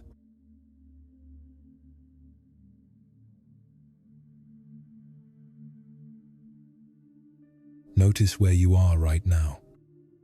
Not in your life. Not in your thoughts. Just here. This room. This darkness. The particular weight and warmth of lying still. The breath coming in. The breath going out. You don't have to do anything with this. You don't have to be anywhere other than where you already are. There is nothing required of you in this moment. Nothing at all. And yet you may notice something. A faint restlessness. Not dramatic. Just a quiet inability to fully arrive. A sense that being still is somehow not quite enough. That something should be happening. That you should be further along somehow. Deeper into rest. Closer to sleep than you are. The mind that has been useful all day doesn't quite know what to do with itself when the day ends. It is like a person who has worked hard and then finds themselves with nothing to do and cannot remember how to simply be without a task in hand. So it keeps moving, quietly, just enough to keep you here on this side of sleep. We are not taught how to do nothing. We are taught how to be productive, how to be efficient, how to use time well. From a very young age, we learn that rest is what happens between the useful things. That being still is something you do briefly, to recover, so you can go back to doing. Even our relaxation tends to be purposeful. We relax so that we will be better tomorrow. We meditate so that we will be calmer. We sleep so that we will function. Everything has a reason. Everything points somewhere beyond itself. But sometimes the mind needs to rest in a way that has no purpose beyond the resting itself. Not resting in order to, just resting. And this is harder than it sounds. Because the mind, trained as it is, keeps asking, what is this for? What am I supposed to be getting from this? Am I doing it right? And the asking is what keeps it awake. There was a young monk named Doshu who came to study with a teacher that many people spoke of with great respect. The teacher's name was Master Gute. He was old. He had been at the same small mountain temple for more than 40 years. People came from distant cities to learn from him. They expected, when they arrived, to find a man of great intensity. A teacher who rose before dawn and sat for hours in fierce concentration. A man of tremendous discipline and effort. The way people imagine greatness must look. What they found was different.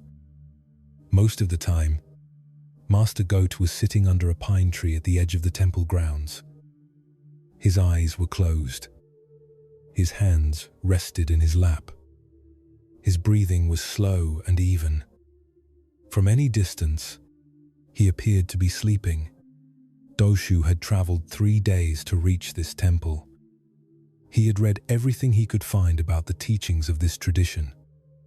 He had practiced diligently for years. He arrived prepared to work harder than he had ever worked.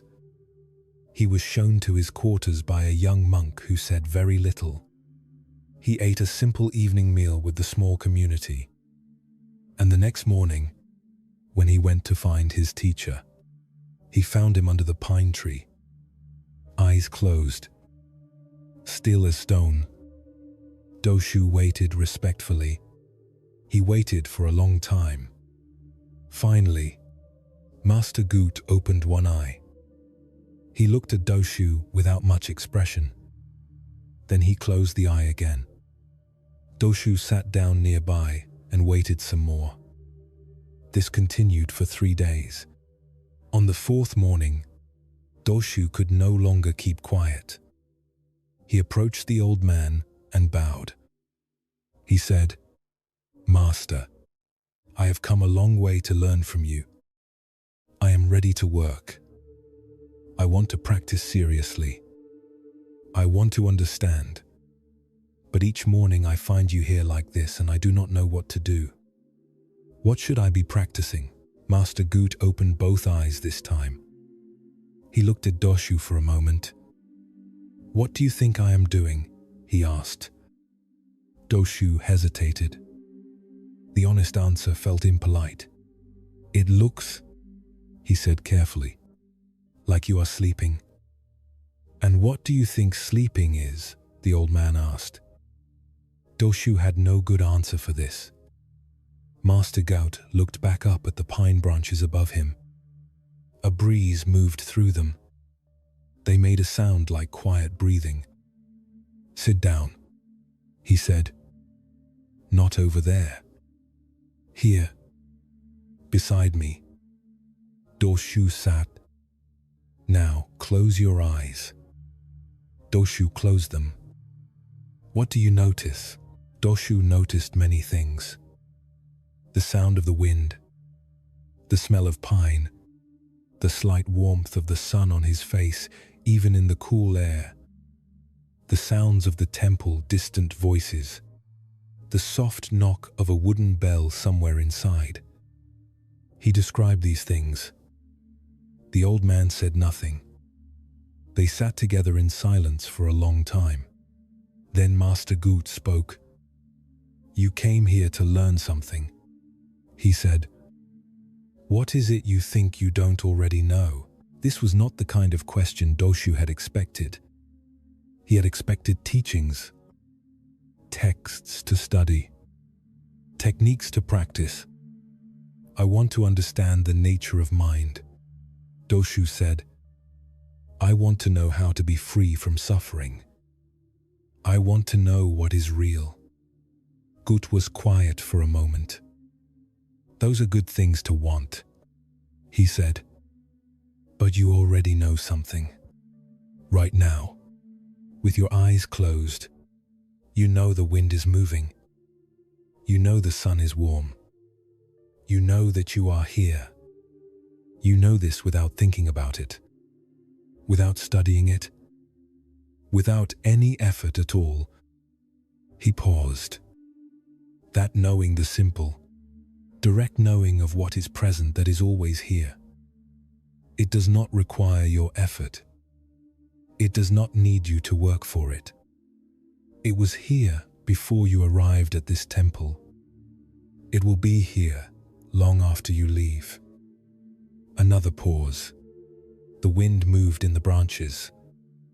Most people spend their whole lives looking for what was never missing. They work very hard trying to get somewhere that they never left.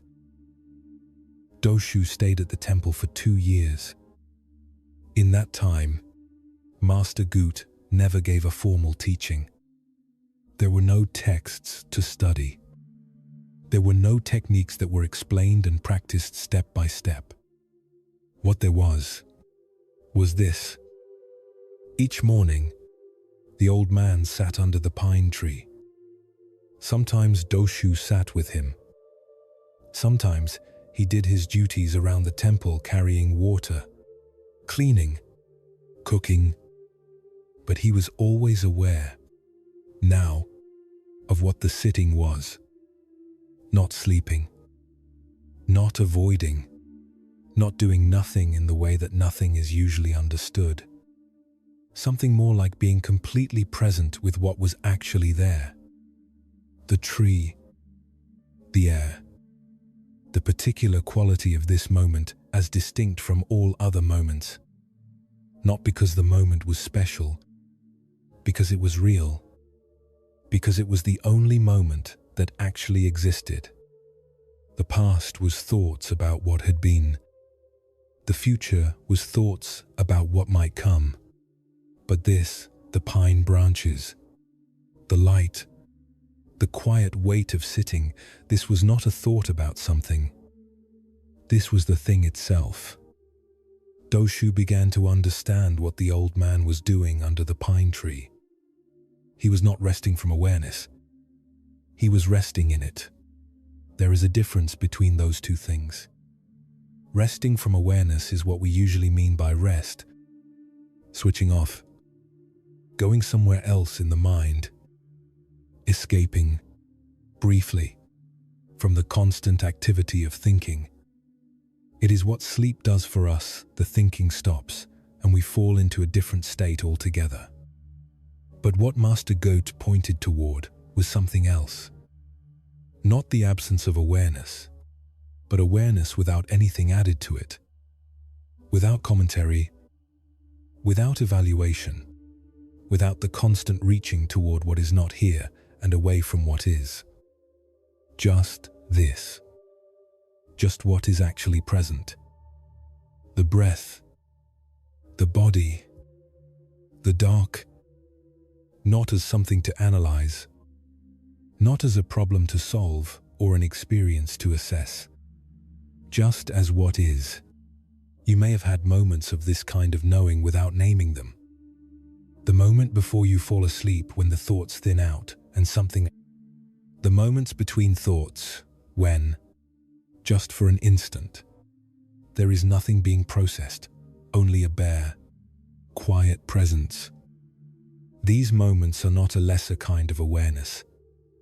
They are not gaps in awareness. They are what awareness actually is when the commentary stops. And right now, in this dark and quiet room, they are closer than they usually are. The day is finished. The doing is done. The mind that has been adding its commentary to everything is slowing. You don't have to help it. You don't have to reach for sleep. You don't have to get anywhere from here. You can just let awareness rest in what is already present. The weight of the body, the breath, the dark behind the eyes, the quiet. This is enough. Not as something to be content with because better things are unavailable. This is genuinely enough. This simple, the ordinary moment, a tired person lying still in the dark, is a complete thing. It does not need to be improved. It does not need to be deepened. It does not need to become anything other than what it already is. Master Guta was not waiting for something better to arrive. He was simply fully where he was. And that fullness, that complete inhabiting of this moment, without wishing it were a different one, that was the teaching. All of it. Everything that all the students had come so far to find. Already there. Under a pine tree. Looking for all the world like sleep. Let your eyes stay closed. Let the thoughts that are still moving, move. They will slow on their own. You don't have to do anything to slow them. They slow when you stop engaging. The way water stills when you stop stirring it. Let your body be heavy. It already is. The heaviness has been there for hours. You have just been busy enough not to notice. Let the breath be exactly as it is. Not deeper. Not slower. Just as it is. Moving in and out. The way it does. The way it always has. There is nothing between you and rest right now. Only the habit of reaching. Only the learned restlessness that doesn't know yet that the work is finished. That the day is done. That nothing is required. But even that habit is quieting now. You can feel it. The thoughts coming a little less often. A little more space between them. In that space, just for a moment, just between one thought and the next, there is only this. The dark. The breath. The simple knowing that you are here. That is not nothing. That is everything. Somewhere an old monk sits under a pine tree. His eyes are closed. His hands rest in his lap. The wind moves through the branches above him. He is not waiting for something to happen. He is not going anywhere.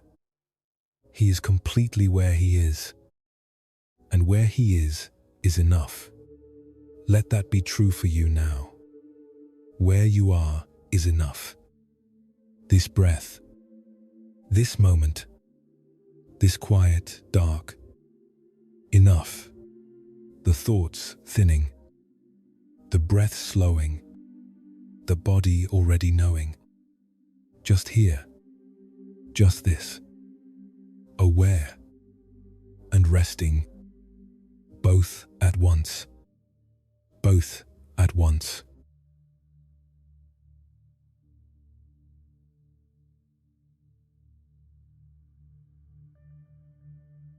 You have been traveling a long time tonight. Through the stories, through the quiet, through whatever the mind has been doing in the spaces between. You may be tired in a way that is different from the tiredness you felt when you first lay down. That was the tiredness of the day. This is something else. Softer. The kind of tiredness that is almost indistinguishable from peace. Let it be that. Let there be no difference right now between tired and peaceful. Between not quite sleeping and rest. Between here and wherever sleep is waiting. You don't have to cross a distance to reach it. You are already very close. There is one more thing the mind carries that we haven't named yet. It is quieter than the others. Harder to see. Not the tiredness of responsibility, or the ache of invisibility, or the restlessness of overthinking. Something beneath all of those.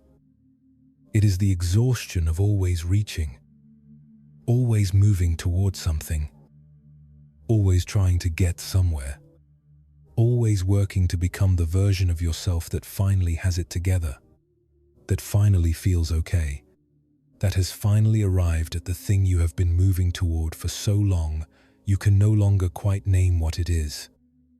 You have been seeking something.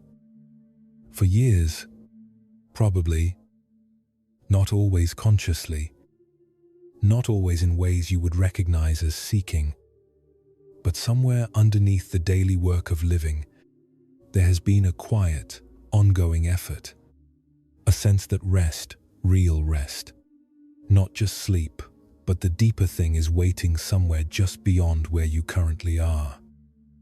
And so you keep moving, even lying down, even in the dark, even now. This is the last story, and it is a gentle one. There was a woman named Chio who had been practicing for many years at a small temple in the mountains. She was sincere. That was the word people used for her. Sincere. She meant everything she did. She sat in meditation with genuine attention. She worked her duties without complaint. She studied what she was given to study and tried, consistently and carefully, to understand it. But understanding kept slipping away. She would sit for long hours and feel certain that something was just at the edge of her awareness, some quiet recognition she was almost touching. Then the bell would ring, or a thought would arrive, or her leg would ache, and whatever had been there would dissolve, and she would begin again. Years passed this way. She watched other practitioners at the temple. Some of them seemed to carry a quality she could not locate in herself. A lightness, an ease, as if something had settled in them that had not settled in her. She did not know what it was.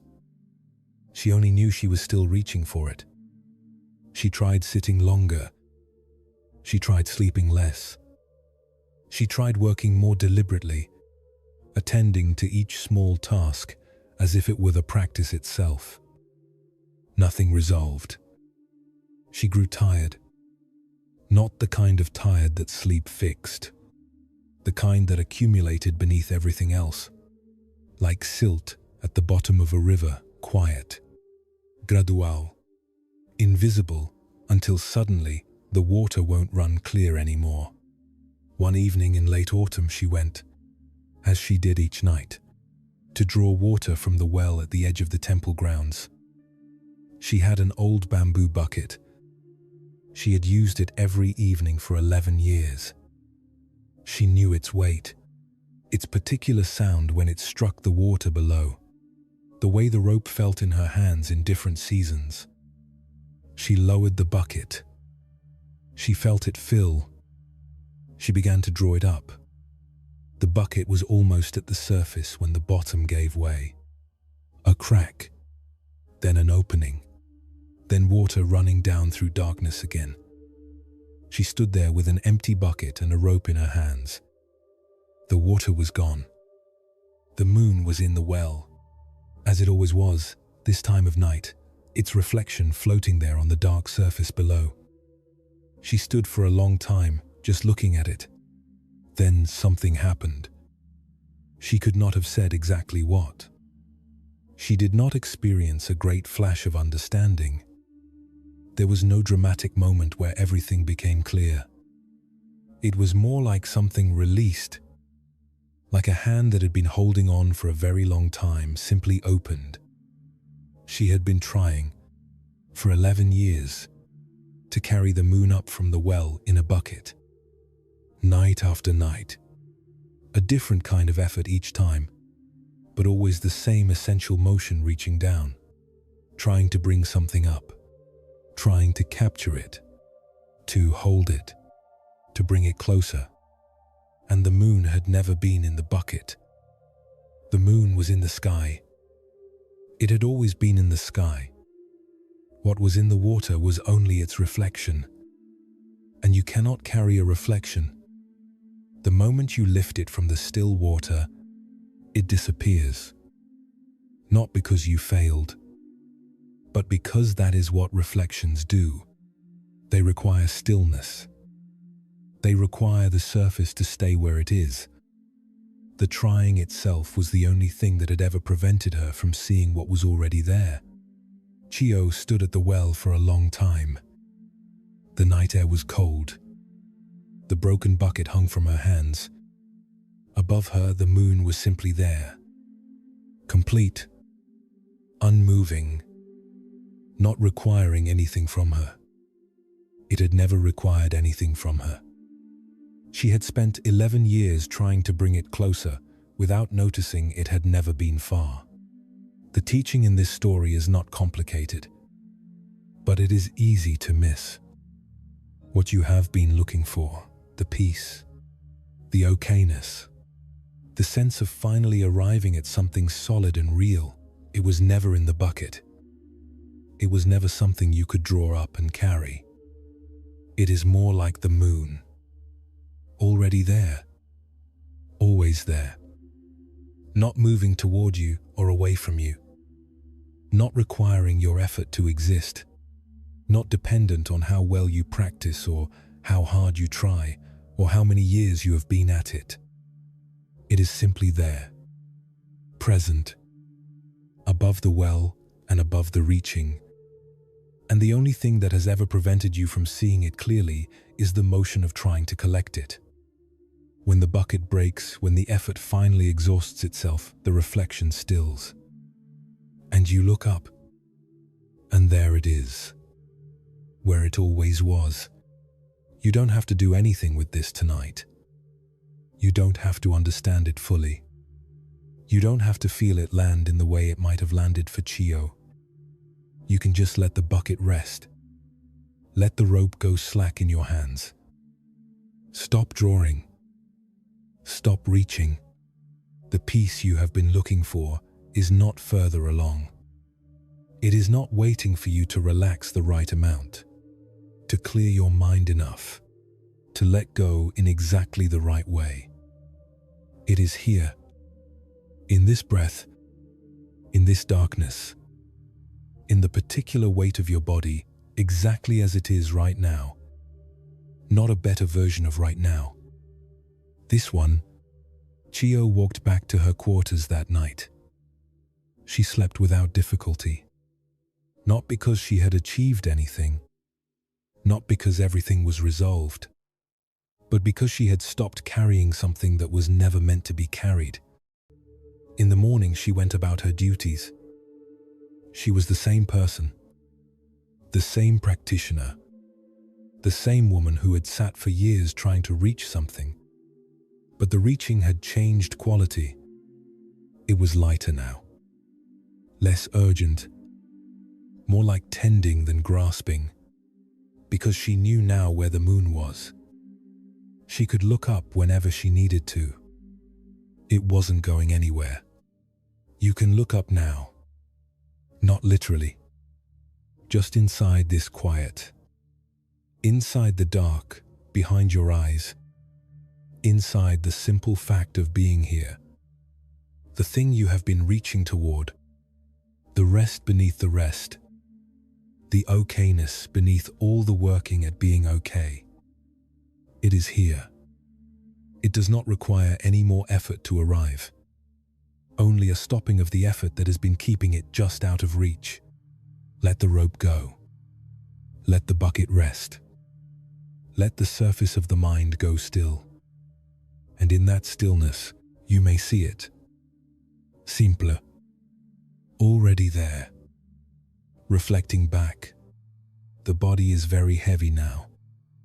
Not heavy in a difficult way. Heavy the way things get when they have finally released. The breath is slow. The thoughts, whatever is left of them, are distant. You are very close. Somewhere, a woman stands at the edge of a well. The broken bucket in her hands. The moon above her, whole and unhurried. The water below, perfectly still now that the reaching has stopped. She looks up. She has always been able to look up. She just forgot, for a while, the way we all forget. Let the surface still. Let the reaching stop. The moon is there. It was always there, right above you. Still, whole, close.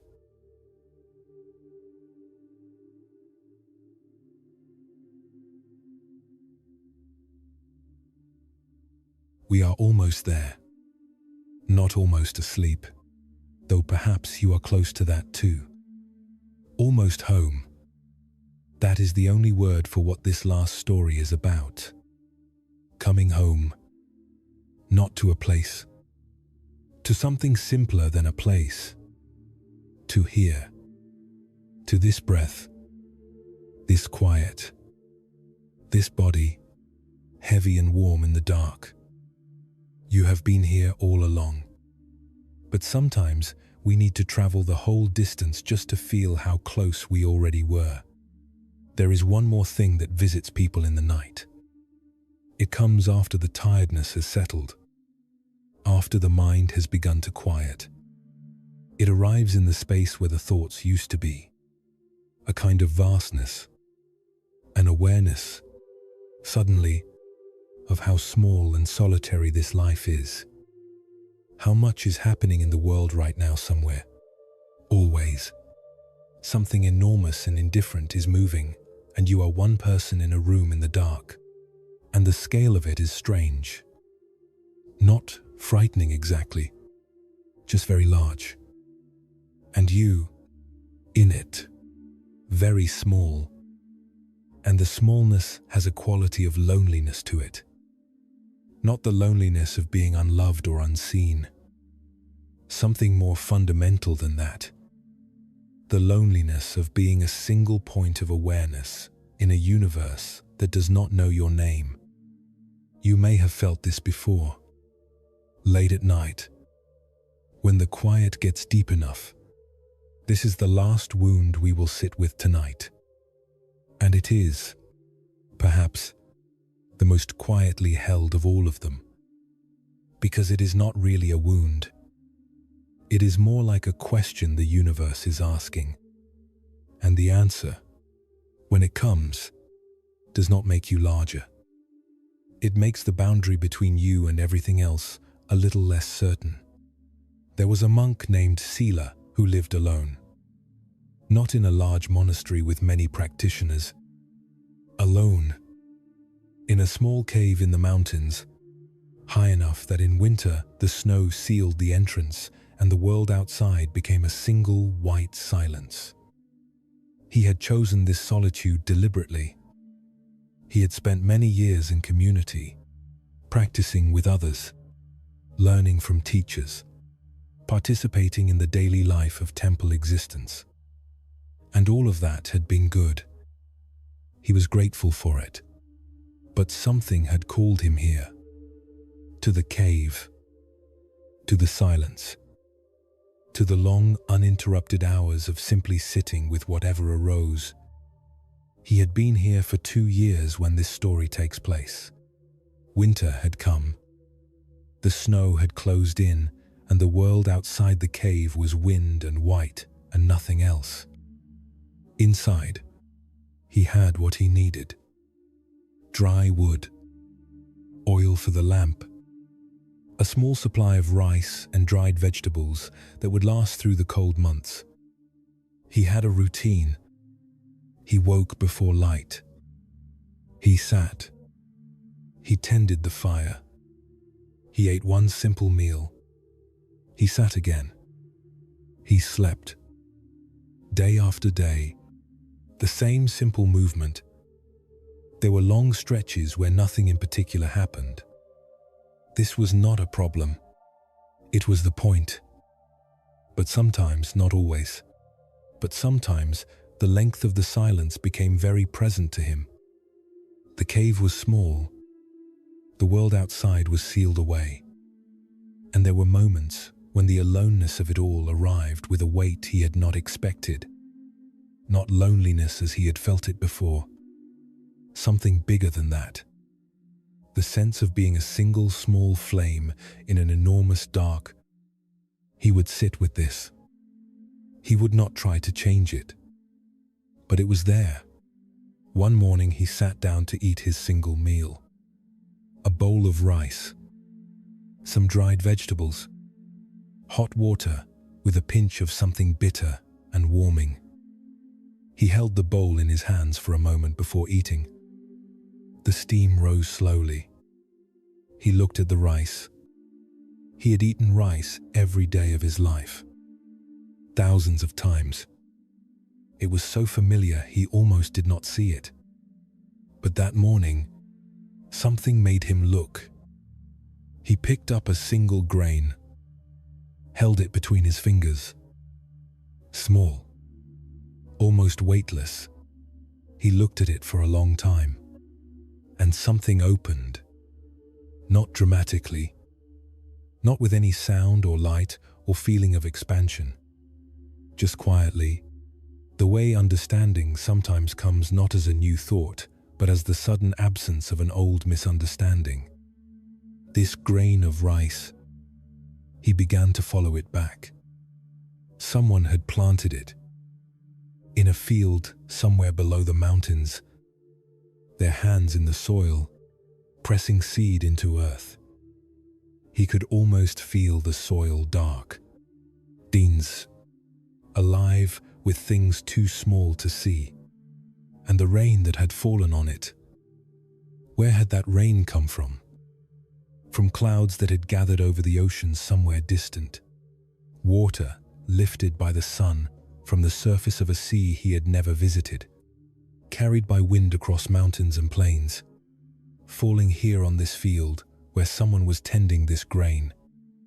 The sun that had touched the leaves. That had moved the water through the plant from root to stem, feeding it, building it, turning light into something a person could eat.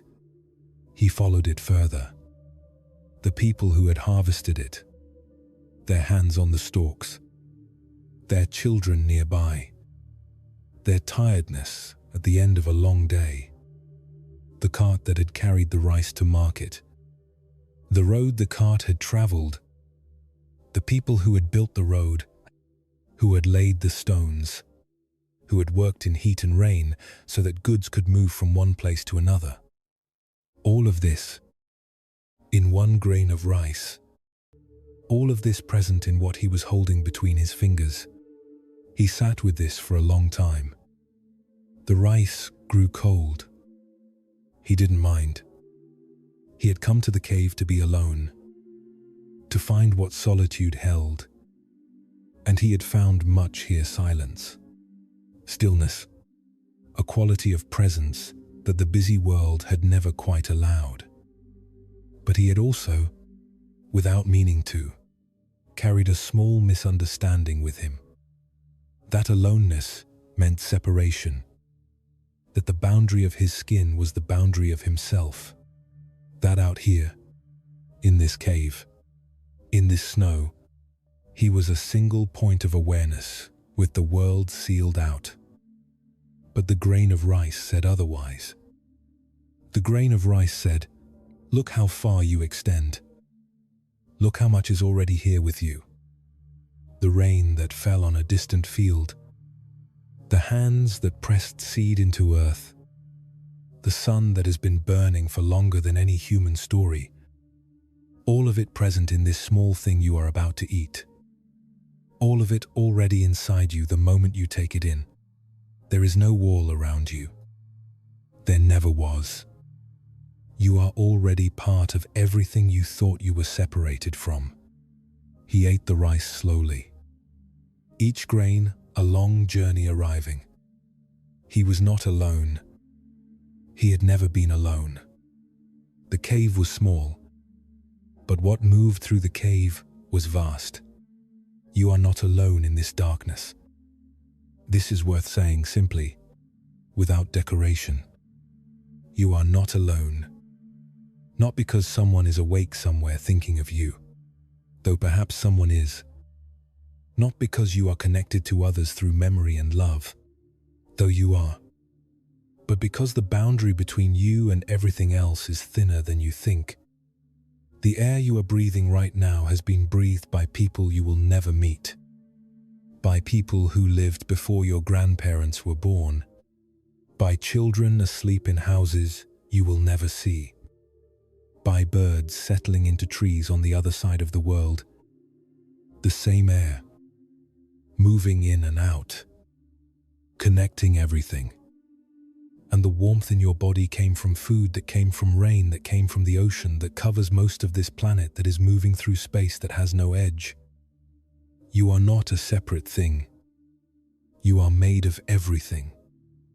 You always have been. The loneliness at 3 in the morning, the sense of being a small point of light in a vast dark that is not wrong. The vastness is real. But you are not only the small point. You are also the vastness, both at once, contained and containing, small and enormous, alone and never alone. Sila stayed in the cave through the rest of the winter. Nothing changed about his circumstances. He still ate his single meal. He still sat in the long silence. The snow still sealed the world outside. But something in how he inhabited all of it had shifted. When the aloneness arrived now, he did not push it away. He let it be what it was.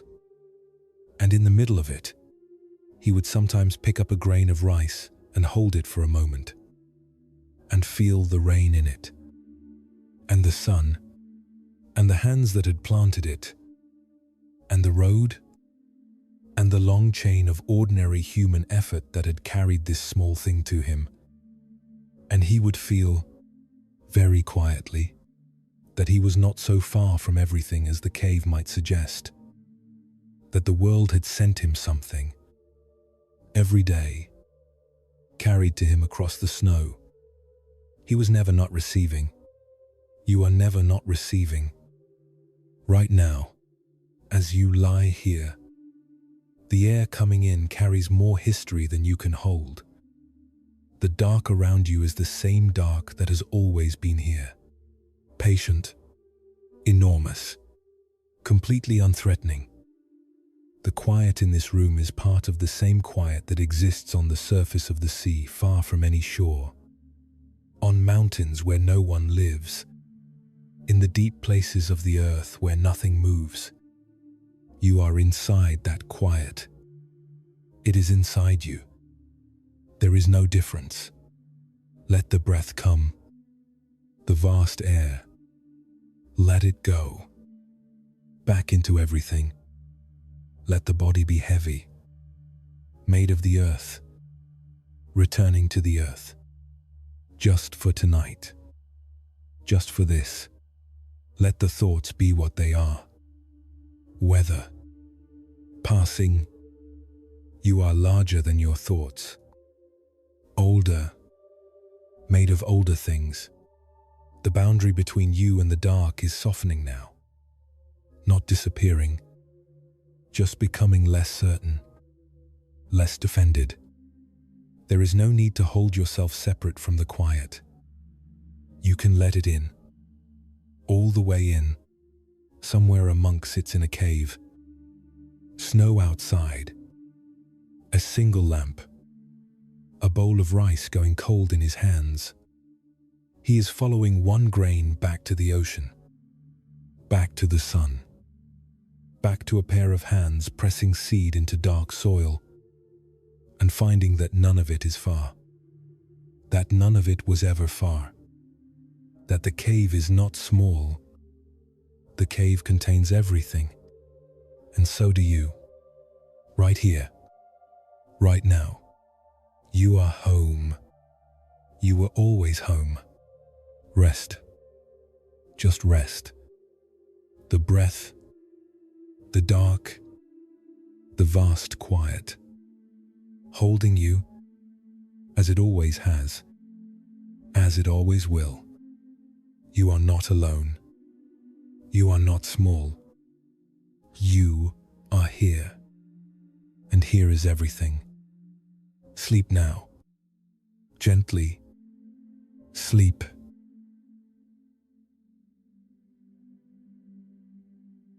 You made it here. That's all I want to say first. You made it through today. All of it. The parts that were fine and the parts that quietly weren't. The moments you held yourself together in front of other people. The moments you smiled when you didn't particularly feel like smiling. The effort of simply being present for everyone around you. When somewhere underneath all of that, a part of you was waiting, just waiting for the day to be over. And now it is. And here you are. I want you to know something. Before we go any further, I'm not going to ask anything of you tonight. Not a single thing. You don't have to relax correctly. You don't have to clear your mind. You don't have to follow along or focus or stay present or do this well. There is no doing this well. There is only this, your body, lying still, in the quiet, in the dark. That is enough. You have already done enough. There is a kind of exhaustion that sleep doesn't fix. You know this kind. You've probably known it for a while now. You wake up in the morning and you're already tired, not in your body, but somewhere deeper. Somewhere that doesn't have a name. It's the exhaustion of being needed. Of being the one who knows what to do, or at least the one who is supposed to know. Of holding things together so consistently, for so long, that you've almost forgotten what it feels like to just set it all down. It's the exhaustion of thinking, of your mind circling the same thoughts the way a finger traces the rim of a glass around and around. Not because you want to, but because it doesn't seem to know how to stop. You replay conversations. You reconsider decisions. You think about tomorrow before today has even finished. You build entire arguments with people who are asleep right now, who don't even know you're thinking about them. Your mind is very good at its job. It's just that you didn't ask it to work tonight. And underneath all the thinking, there is something else. Something quieter. Something you might not even let yourself name, because naming things makes them real. And you've been so careful, haven't you, about what you let become real. There is a kind of loneliness that lives alongside a full life. It doesn't mean you don't have people. It doesn't mean no one loves you. It's subtler than that. It's the feeling of being known only in parts, of showing certain rooms of yourself and keeping others locked. Not out of hiding exactly, but because some things are simply too delicate to hand to someone else. too interior, too hard to explain without it all coming out wrong. So you carry them quietly. You carry the worrying, the wondering if you're doing any of this right, the low, almost inaudible fear that somewhere along the way you've been left slightly behind, that everyone else seems to have found their footing while you're still searching for yours. You carry the weight of being someone others lean on, while having nowhere, really, to lean yourself. I see that weight, not because I know the details of your life, but because this kind of heaviness, this particular invisible thing, is something that visits almost everyone who is trying, genuinely trying, to live a good life. The people who care the most are often the ones who rest the least. The ones who are most present for others are often the most absent from themselves. That isn't a flaw in you. It's just what happens when a person's heart is larger than the time they're given. So tonight is yours. Not in a dramatic way. Not in the way of grand restoration or sudden clarity. Just quietly yours. This space, right here. This darkness, the weight of your own body against the surface beneath you. The sound of your own breathing, which has been going on faithfully all day without you once noticing it. Your breath didn't need you to manage it. It just kept going. Imagine, for a moment, a boat on a dark lake, not going anywhere in particular, just drifting. The water is still. The sky is wide and full of stars, and the boat catches their reflection, pale light shimmering on the surface, moving softly each time the water shifts. The boat doesn't try to collect the light. It doesn't hold on. It just receives it, the way dark water receives starlight completely, without effort, without agenda. You are that boat tonight, drifting slowly out of the day. The stars are still there above you. The water holds you without effort. You don't have to row. You don't have to steer. You don't have to know where you're going. You can just let the water take you. There is something this darkness is offering you right now. Not emptiness. Something warmer than that. A kind of permission. Permission to stop performing. To stop being anyone's anything for just a little while. To take off the versions of yourself you wore today, the capable one, the reliable one, the one who figured it out, the one who almost figured it out but didn't let it show, and just be the simple, tired, quietly human thing beneath all of that. You are allowed to be tired. You are allowed to not have it together at this hour.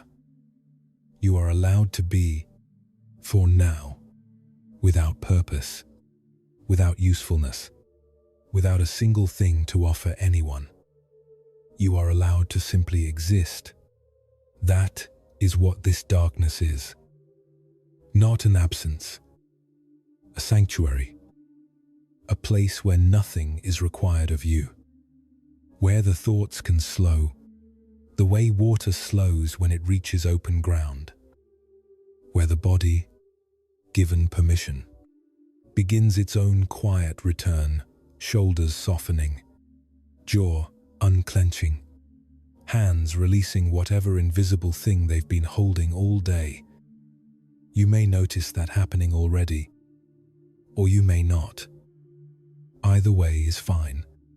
Tonight, we're going to move together through something gentle. A few stories, a few images.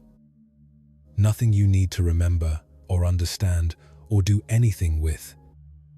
Just voices in the dark. The way it feels to sit beside someone who isn't asking anything from you. Someone who just wants you to rest. And slowly, without forcing it, without trying, the thoughts will thin. the mind will quiet.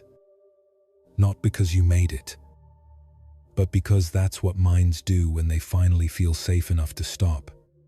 So let your eyes stay closed. Let your hands stay still. Let the boat drift. The stars are very patient. The water holds you. And you are, right now, exactly where you are supposed to be.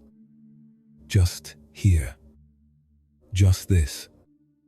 Just the quiet and the dark and the soft sound of your own breathing. That is enough. You are enough. Rest now.